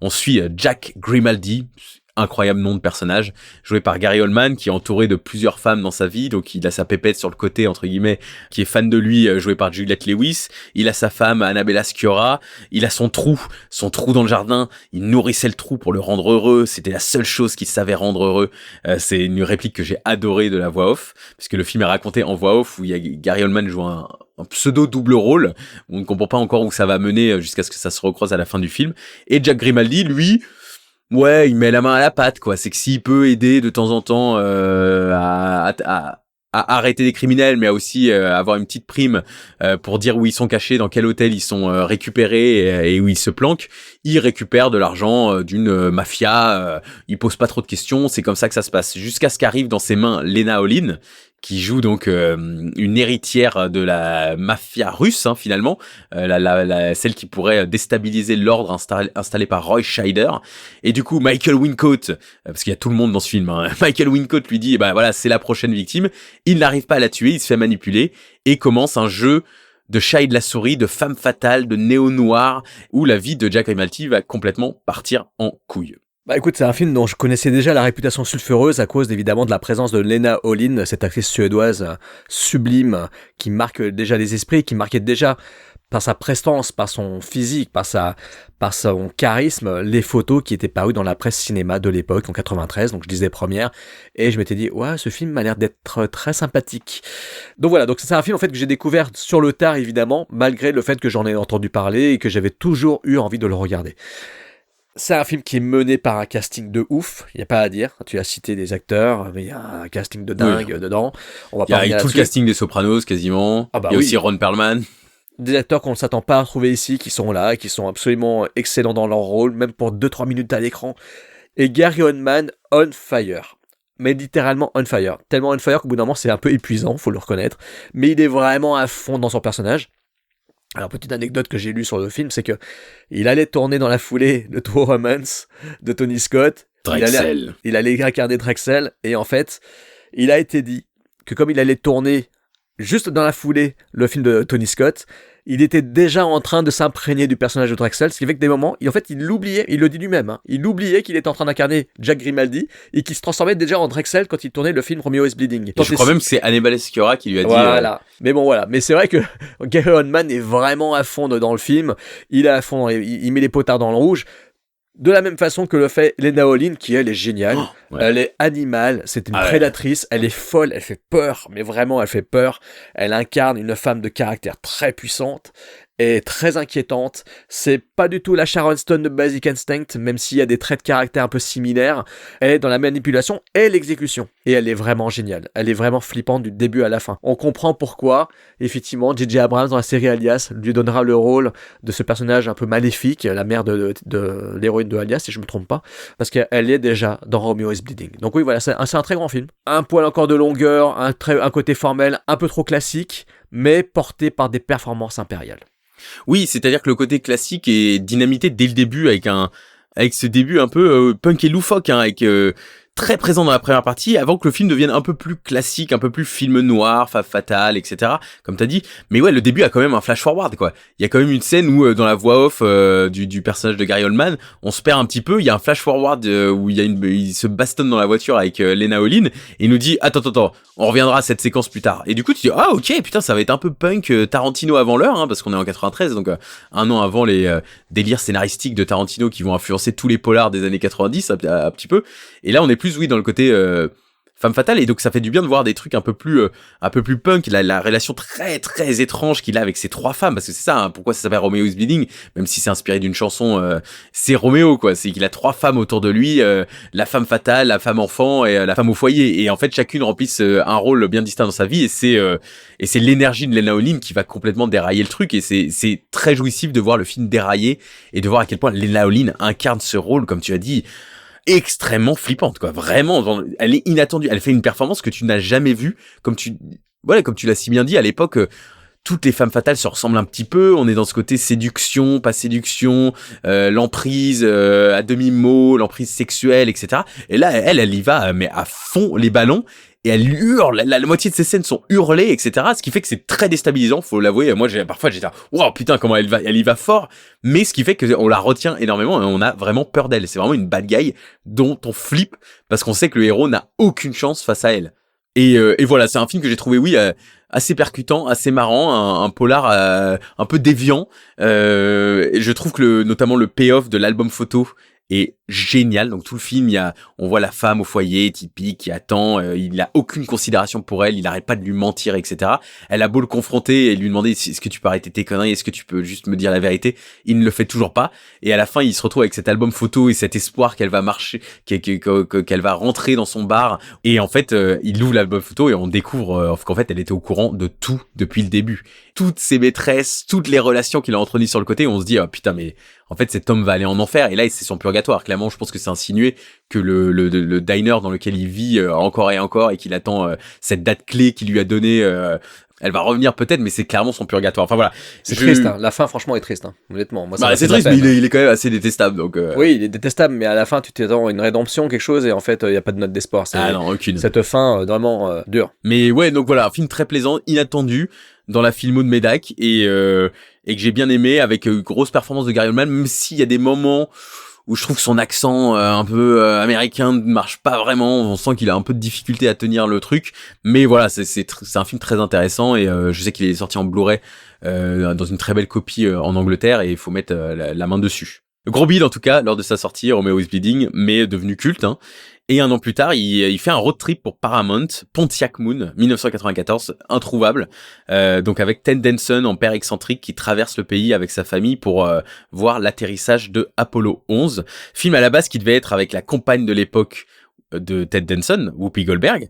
Whoopi Goldberg qui sera remplacée par Mary Steenburgen, qui deviendra la femme de Ted Danson. Il a fait une Brad Pitt.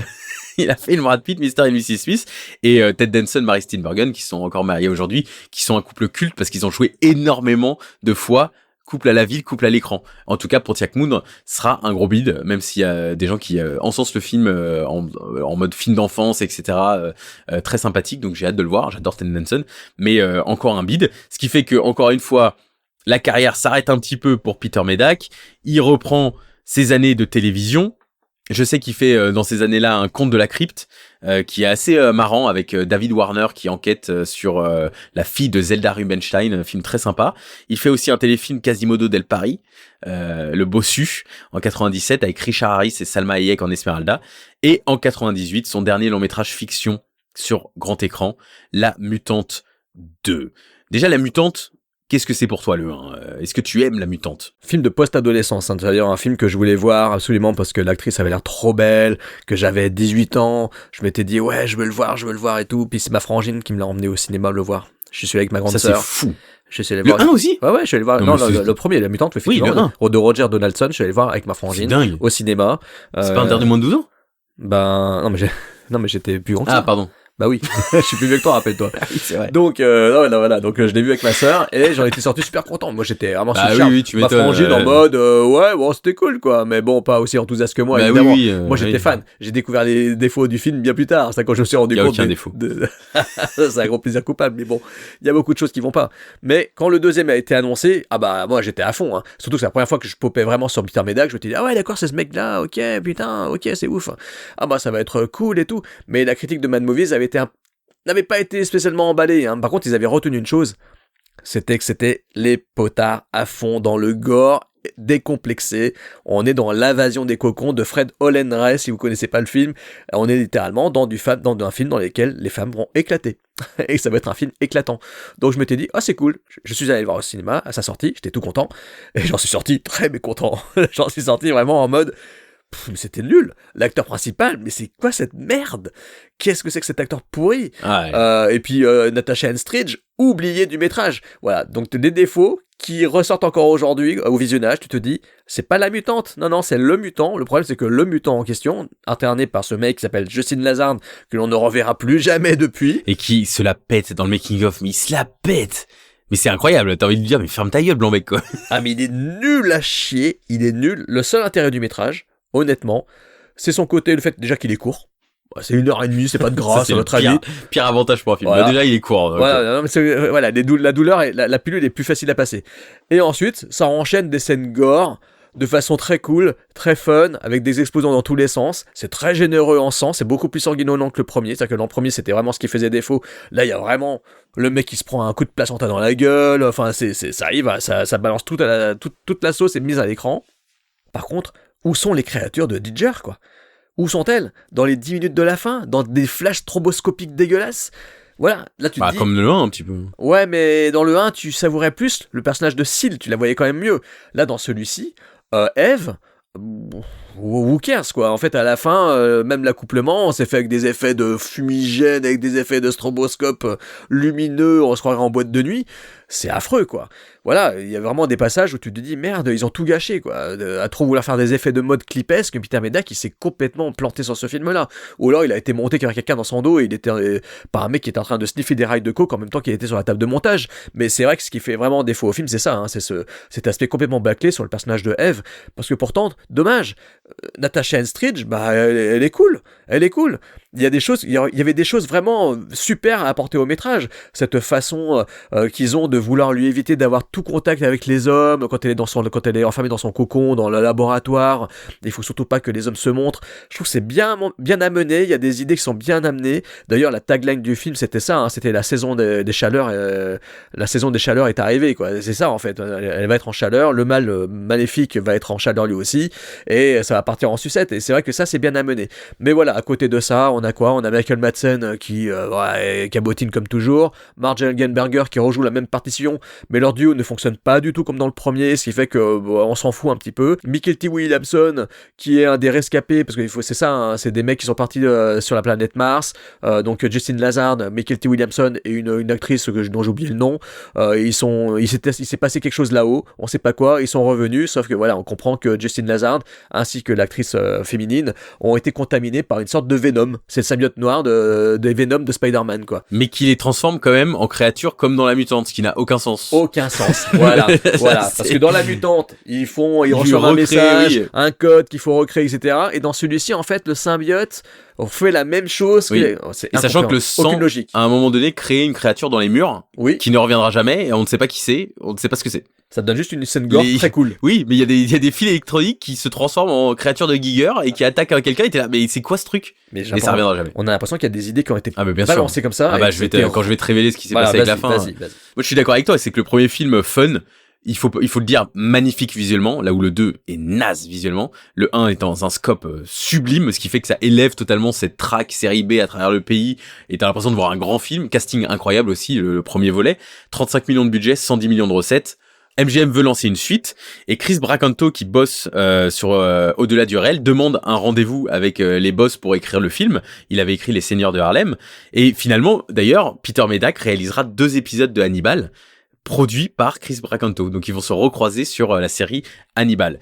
Et le script de Chris Bracanto crée un nouveau personnage, donc s'il devient Eve, au départ un nouveau personnage au cas où Natasha Henstridge ne revient pas, mais en fait elle accepte avec une meilleure version du script, et elle accepte surtout parce qu'il y a Peter Medak, et Natasha Henstridge est fan de Medak.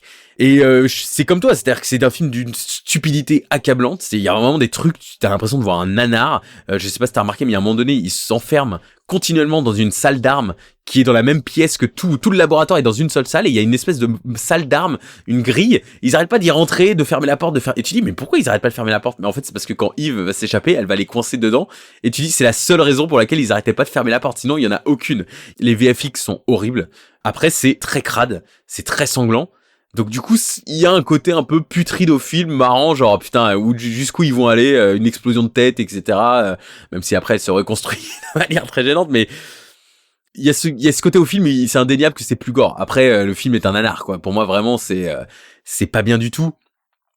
C'est un film que tout le monde fait un peu pour l'argent, de Madsen à Giger, hein, tout le monde est là parce que les chèques sont plus gros, et Michael Madsen d'ailleurs son rôle est très problématique dans le deuxième. Déjà dans le 1 il avait ce côté mal ultime, parce qu'évidemment Seal dans le 1 cherche le mal ultime et c'est Michael Madsen comme par hasard, pourquoi pas. Là il y a vraiment ce côté où il fait une démo de sa sécurité privée au début du film, où c'est un hélico qui arrive sur une fausse ambassade et il y a des militaires qui tombent, ils prennent même pas d'assaut le truc, ils se mettent devant le building avec des mitraillettes, ils sortent de la maison, il fait voilà une démonstration de ce qu'on peut faire. Mais c'est-à-dire ce que tu peux faire, juste amener un hélico quelque part. Il y a aucune démo de skills, c'est juste un hélico qui s'est posé quelque part. C'est trop marrant. Ça n'a pas envie d'être là, quoi. Il a la flemme, il est alcoolisé, il a pas une seule réaction crédible dans le film. Et quand il rentre, à un moment donné, il découvre une tentacule qui sort du ventre de quelqu'un qui est en train d'agripper quelqu'un d'autre. Il tire en fait en 2 secondes en mode, il a aucune temps de réaction. Il est en mode ouais c'est bon, allez, je suis là quoi. Qu'est-ce que fait Michael Madsen dans ce film? Le film est aussi très mou du genou dans son montage. Je sais pas si t'as remarqué, c'est le genre de film où tu peux compter 3 secondes entre les répliques, les différents chants contre chants, t'as 1, 2, 3, 1, 2, 3. Il y a aucun enchaînement.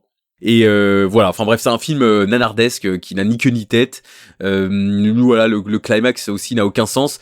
Enfin, il y a quand même un enfant qui survit, qui est un rajout d'un producteur, jusqu'à ce que Frank Mancuso, l'autre producteur de la franchise, dise non mais en fait moi j'aimerais bien qu'il y ait un chat qui soit là pour un dernier jumpscare. Et donc en fait le scénariste se dit bah je vais rajouter vos 2 idées, ça n'a aucun sens. Et du coup il se dédouane, il se dit c'est la pire fin du monde, ce n'est pas moi qui ai eu cette idée de fin, c'est les 2 producteurs qui étaient en train de clasher. Et au final c'est un énorme échec avec 26 millions de recettes et c'est le dernier film cinéma de Peter Medak quoi. Ce qui est marrant, c'est qu'en lisant les trivia autour de ce film, tu vois que dans le premier, ce qu'on retenait évidemment, c'était Natasha Henstridge qui se donnait physiquement dénudée à l'écran et qui donc marquait tous les adolescents qui ont vu le film à l'époque. On va pas se mentir.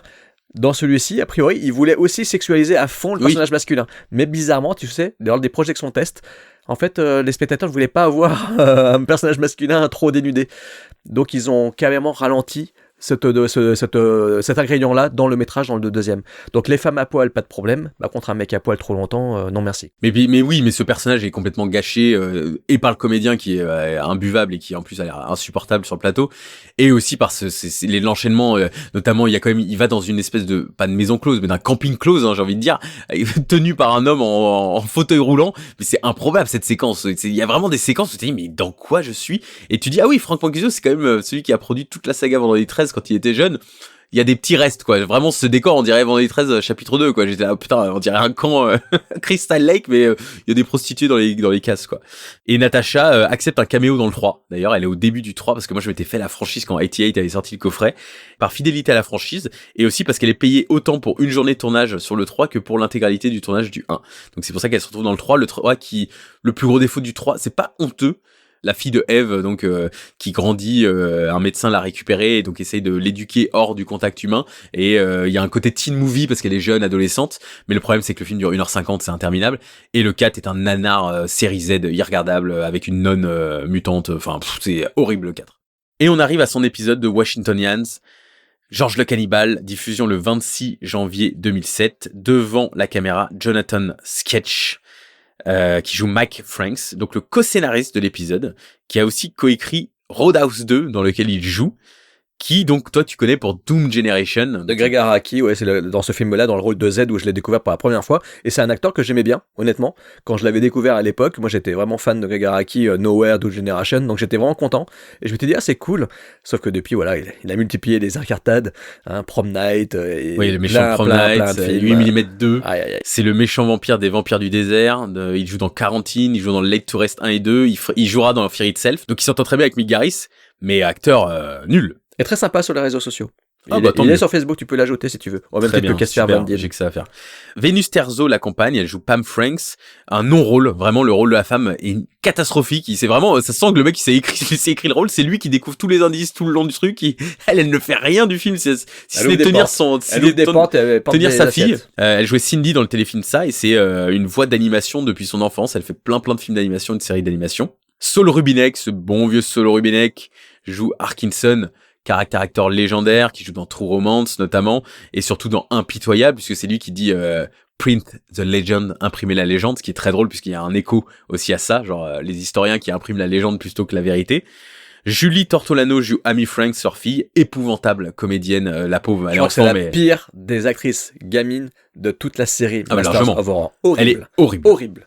Et Myron Natwick qui joue Samuel Madison, qui est un autre Tallman. J'adore voir des Tallman dans les films. J'ai dit, lui c'est un Tallman. Voilà, il est habillé tout blanc, il a les cheveux blancs, voilà. Derrière la caméra, donc le script, Jonathan Sketch et son co-auteur Richard Zimmer, donc ils ont écrit Roadhouse 2 et 2 Fear Itself. Ils vont écrire 2 Fear Itself dans le Stuart Gordon. On n'est pas sorti de l'auberge. D'après une nouvelle de Bentley Little, assez fidèle à la nouvelle, bon, un peu plus grotesque selon les dires de tout le monde. Il rajoute aussi l'épilogue et il change également l'identité des sauveurs du climax. Dans la nouvelle originale, c'était des Redcoats, donc ça aurait été encore plus drôle parce que c'était ceux qui affrontaient George Washington, etc. Et en fait, non, ils ont changé ça pour une équipe du SWAT. La musique, Richard Band.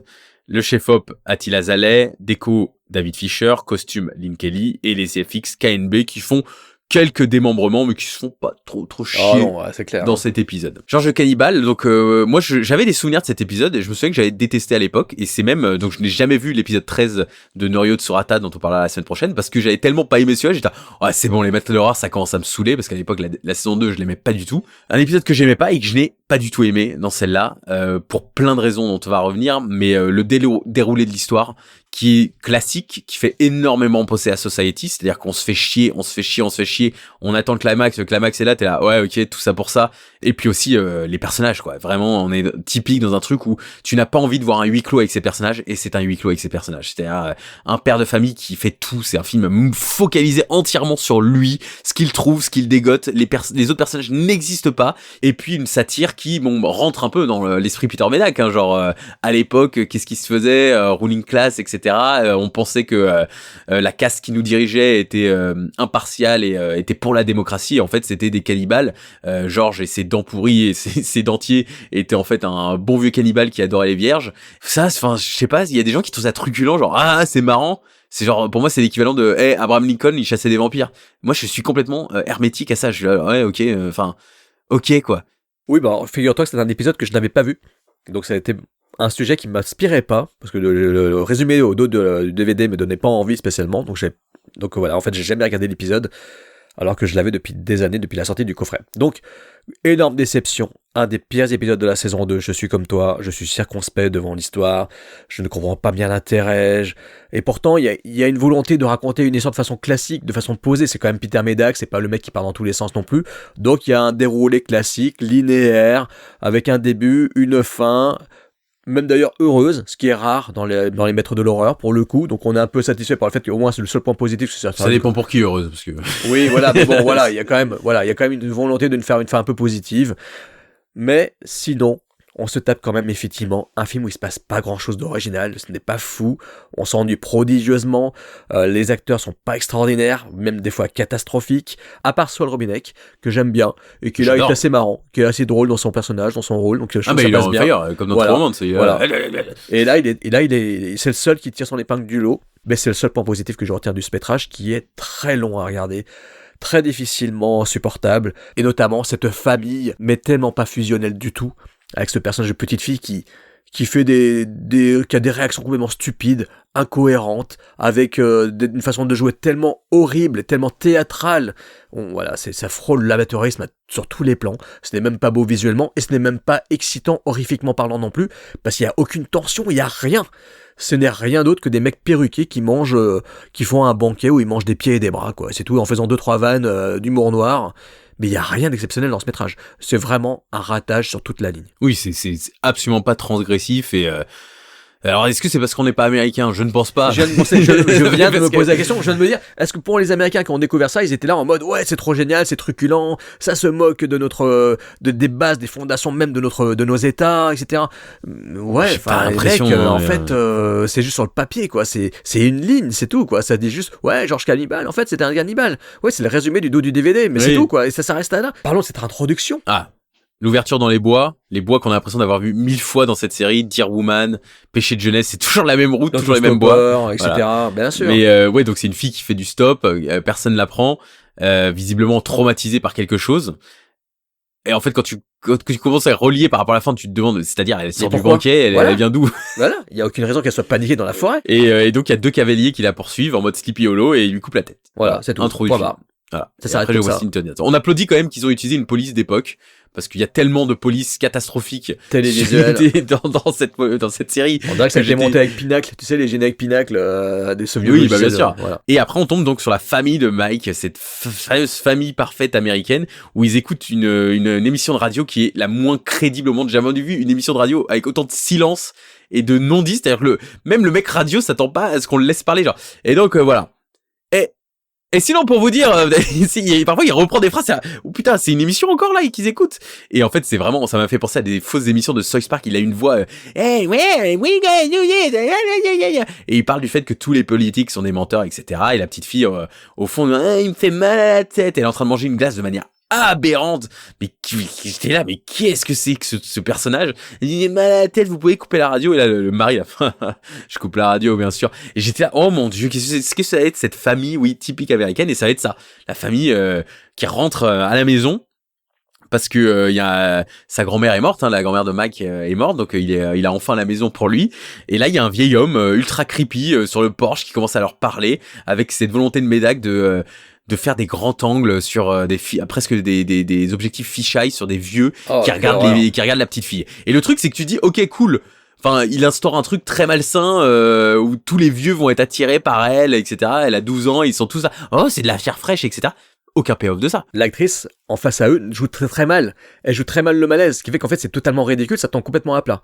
Mais voilà, ce personnage effectivement qui les attend sur le porche, on sait pas si c'est un notaire ou un agent immobilier, un homme de loi, on sait pas du tout ce qu'il C'est un ami est. de la famille. Ouais, mais c'est très mal amené, c'est Ah non, très mais bien mal sûr, foutu. Et on sait pas, on comprend pas ce qu'il vient foutre là, pourquoi il est là, c'est pas clair quoi. Et là, il mentionne une sacrée collection de trésors qu'avaient les grands-parents. Donc lui, Mike, il est au courant. Il dit bon bah venez voir ce que mes grands-parents collectionnaient. Et c'était des grands-parents obsédés par l'histoire américaine, l'histoire de la démocratie. Et donc George Washington, car dans la cave, il y a beaucoup d'artefacts, dont un portrait gigantesque de George Washington qui visiblement fait peur à la petite fille. Mais qui a pourquoi 12 ans. Elle a pas 6 ans, hein, elle a 12 ans. Voilà, elle a peur d'un simple tableau qui représente un bonhomme qui est souriant, qu'une perruque blanche.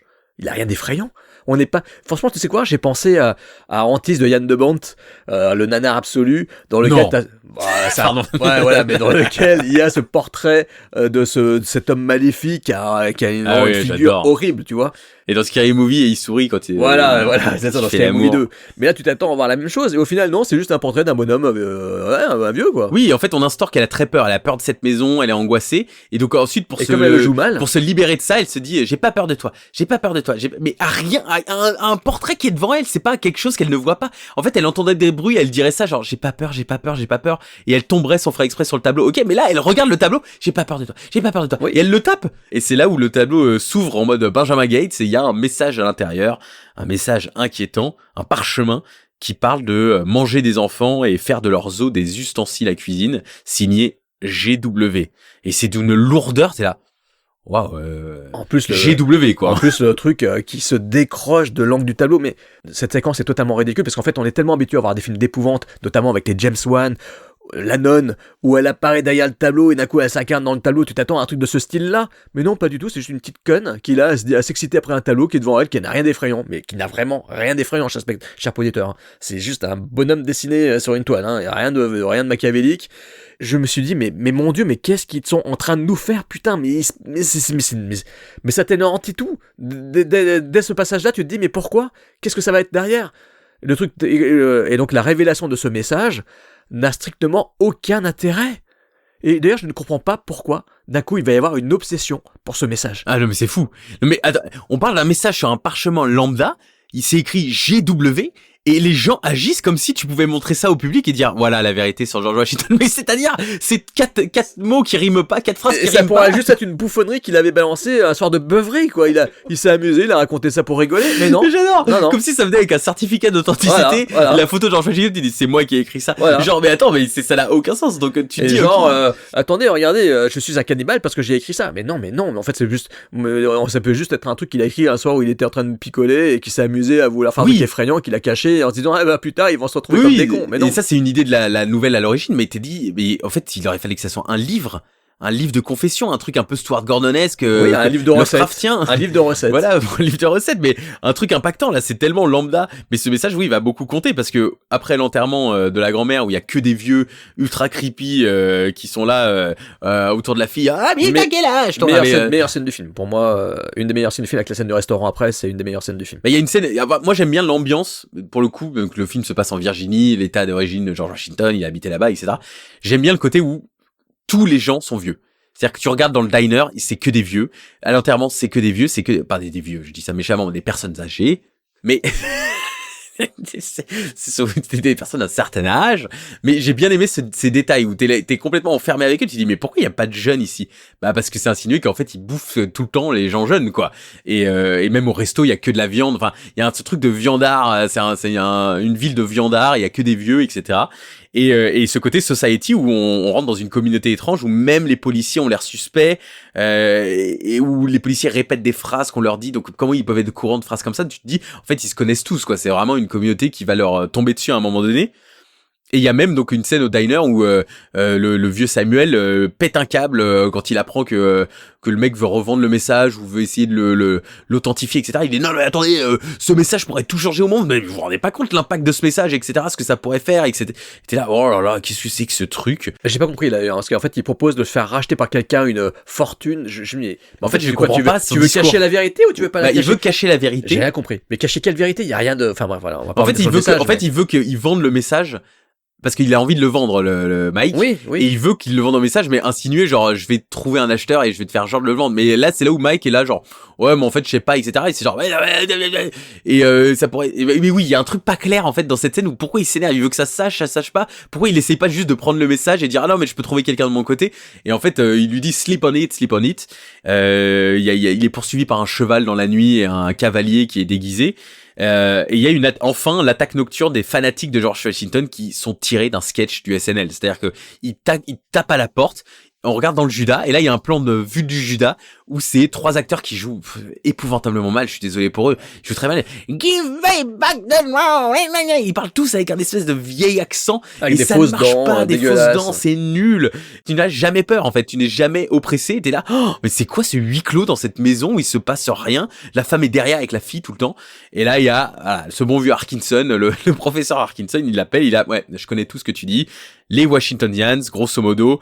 Les politiques mentent, mais les historiens aussi. George Washington est une fabrication totale qui se base sur plusieurs personnes différentes, mais la réalité, c'est que c'était un cannibale féru de jeunes vierges qui organisait des grosses orgies où il bouffait tout le monde. Le truc caustique de, oui, l'Amérique s'est construite sur du sang, où tu dis, Medak aurait pu insister un peu plus là-dessus, c'est ça. Mais malheureusement, le script, c'est society-like, c'est-à-dire qu'on est emmené dans un rythme languissant. Harkinson intervient, ils sont capturés et ils sont amenés au manoir. Très beau décor, celui de David Fincher, un grand manoir.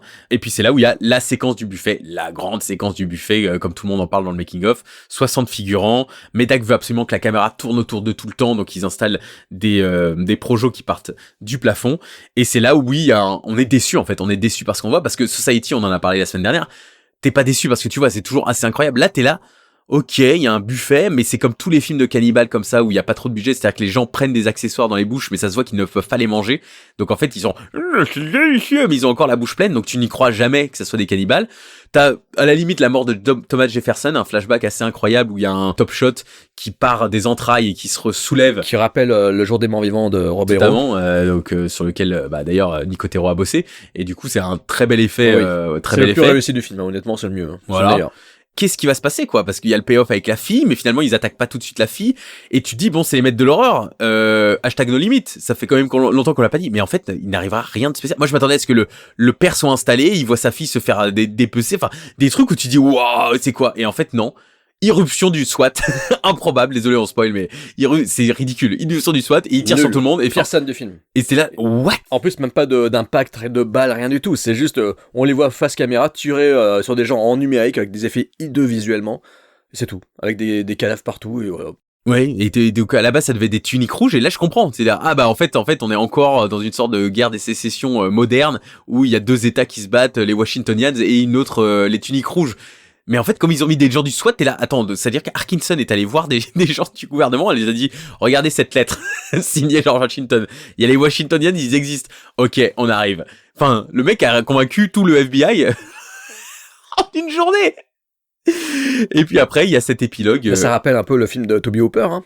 Tu sais, le film avec les aliens, là. Tout à fait, une Avec l'armée qui débarque, on est dedans, hein. C'est les mêmes et mecs. ça rappelle hein. Red State aussi, qui a ce côté un peu genre, qu'est-ce qui va se passer? Et puis à un moment donné, le SWAT arrive et puis on ferme la gueule. En quoi. fait, on a l'impression que c'était un aveu de faiblesse, quoi. Il s'est dit, bon, allez, la ferme, c'est bon. Bah, dans la nouvelle, il y a l'intervention saoulé. des tuniques rouges. Oui, mais c'est peut-être plus épique dans la Bah nouvelle. oui. Alors que là, pas du tout. C'est juste, ils entrent, ils tirent. Ouais. Voilà. Non, mais il y a ce côté, oui, bon, cette communauté, on l'a laissé vivre assez longtemps, allez, on passe à autre chose. Et on passe à quoi? Scène finale. Interminable plan qui part d'un livreur de bouffe chinoise pour arriver, c'est interminable, un plan vraiment, j'étais là, mais ça nous amène nous, c'est quoi le payoff? Bah juste ils ouvrent la porte, le mec fait la liste, riz blanc, végétarien, vous mangez pas beaucoup de viande ici, bah oui, et voilà, ils font la monnaie, et puis là sur les billets de monnaie, regard caméra de la petite fille qui n'arrive même pas à vendre cette réplique, genre oh no, et c'est George Bush qui a remplacé George Washington sur le billet de 1. L'Amérique construite sur du sang, on est post-Irak, Mick Garris doit être très content de ce truc politique, ça ne sert absolument à rien, c'est complètement con, mais vraiment ça ne marche pas du tout, c'est un élément détesté à l'époque dans les critiques, genre en mode complètement gratuit, et l'épisode se termine là-dessus. C'est une catastrophe. J'ai rien de plus à dire, c'est franchement c'est franchement très très mauvais. Narrativement parlant, tu as tout détaillé, on a tout détaillé, cher auditeur, c'est une perte de temps. Voilà, il n'y a pas d'excitation, il n'y a pas de suspense, il n'y a rien, juste Jonathan Scaik qui fait son enquête plan-plan pour aboutir sur du vide. Voilà, donc raté complet. Totalement, c'est un épisode vide. La musique peut-être, voilà. J'ai trouvé un peu ringarde. Moi, j'aime Au bien... début, un peu ringarde. Moi, j'aime bien Richard Band, j'aime bien ce qu'il fait. Donc, Non, je sais, mais sur ceux-là, peut-être dans la deuxième partie, oui, mais la première m'a un peu choqué, genre, putain, ça fait très très ringard télé, là. Hein. Mais bon. Mais oui, comme t'as dit, en fait, ça ne mène à rien, faussement caustique, faussement politique, y a rien du tout dedans. Autant Homecoming dans la saison 1, on se disait, bon, c'est un peu politique, mais c'est chiant, là, c'est juste chiant et pas du tout politique, c'est vraiment, c'est une gaminerie. Ce film est une gaminerie, genre, ça serait drôle si George Washington était cannibale. Oui, bah, ok, quoi. Donc voilà, la carrière de Peter Medak, bon, il continue à faire des épisodes de télévision, il travaille pour Breaking Bad, House, Hannibal, etc. Jusqu'en 2018 où il fait Ghost of Peter Sellers, que je recommande absolument. Donc cinéaste intéressant, absolument pas un maître de l'horreur. Dans ces deux films d'horreur, il y a La Mutante 2 qui est un navet. Et l'autre est à regarder, mais on vous recommande quand même quelques-uns de ses films, The Craze, Let Him Have It, Changeling. C'est un réalisateur intéressant, extrêmement sympathique en interview. Ça se voit que c'est vraiment une bonté, ce mec, c'est un bel homme. Et du coup, j'étais content de me plonger dans sa filmo avec toi. Ouais, moi aussi. Ta recommandation cette semaine? Alors très simple, comme on a parlé d'une famille qui se retrouve au milieu d'une communauté complètement j'ai pensé, je t'en ai parlé, à Dead and Buried de Gary Sherman avec James Fiorentino. Voilà, donc un film dans lequel le shérif enquête sur des morts suspectes. Et il va découvrir en fait quelque chose de très glauque dans le village où il habite, dont il est le shérif. Donc le film est connu sous le titre de Réincarnation. Il date de 1981. Je vous le conseille. J'espère qu'il sortira en Blu-ray dans nos contrées prochainement parce qu'il n'existe a priori que des Blu-ray bootleg. Mais voilà, je vous conseille Réincarnation, Dead and Buried. Moi, c'est tout simplement le meilleur film de cannibale de tous les temps. Un film que j'ai regardé avec Jérôme parce qu'il ne l'avait jamais vu. Vorace, d'Antonia Bird. Chef-d'œuvre absolu. Tout est magistral dans ce film. Donc le pitch, c'est Guy Pearce qui joue Captain Boyd, qui est un lâche, qui a commis un acte de fausse bravoure. On est au XVIIIe siècle, et du coup, il est envoyé dans une communauté un peu reclus, dans un camp reclus où il y a que des personnages en couleur, dont David Arquette, Jeremy Davis, Jeffrey Jones, etc. Et il va croiser la route un soir de Robert Carlyle, qui prétend être un colonel et qui dit que toute son équipe est morte. Et en fait, Robert Carlyle a tué son équipe et est un cannibale qui cherche à manger des gens. Et en fait, ça va être un film sous emprise fiévreuse. C'est un film vraiment complètement inattendu, très très drôle, très très sanglant, sublime visuellement. Peut-être ma BO préférée de tous les temps, une BO extraordinaire qui n'est toujours pas sortie en vinyle collector malgré toutes les ressorties. Tiens-moi au courant, Jérôme, je sais que tu es plus au fait de ça, mais un jour si ça sort, BO signé Michael Nyman et Damon Albarn du groupe Gorillaz. Et du coup, ouais, je trouve que c'est un chef-d'œuvre avec un sous-texte d'attirance homosexuelle absolument fascinant. Il y a une sous-lecture de ce film qui est incroyable puisque c'est deux hommes liés pour la vie à travers la chair. Et voilà, j'en parle très très vite parce que il faut finir l'émission. Mais voilà, merci à tous. Vorace, regardez-le. Qui n'existe toujours pas en Blu-ray en France d'ailleurs. Oui, alors la semaine prochaine, on se retrouve avec le dernier épisode, Dream Cruise, qu'on a tous les deux jamais vu, qui dure 1h30, d'un réalisateur qui a pas beaucoup de films à sa filmo, donc on s'excuse d'avance parce qu'on n'arrive pas à les trouver. Donc on aura vu 1 ou 2 films de lui maximum, mais c'est un épisode d'1h30 et on aura fini cette saison 2 des Maîtres de l'horreur. Merci à tous pour vos écoutes, à la semaine prochaine. À la semaine prochaine.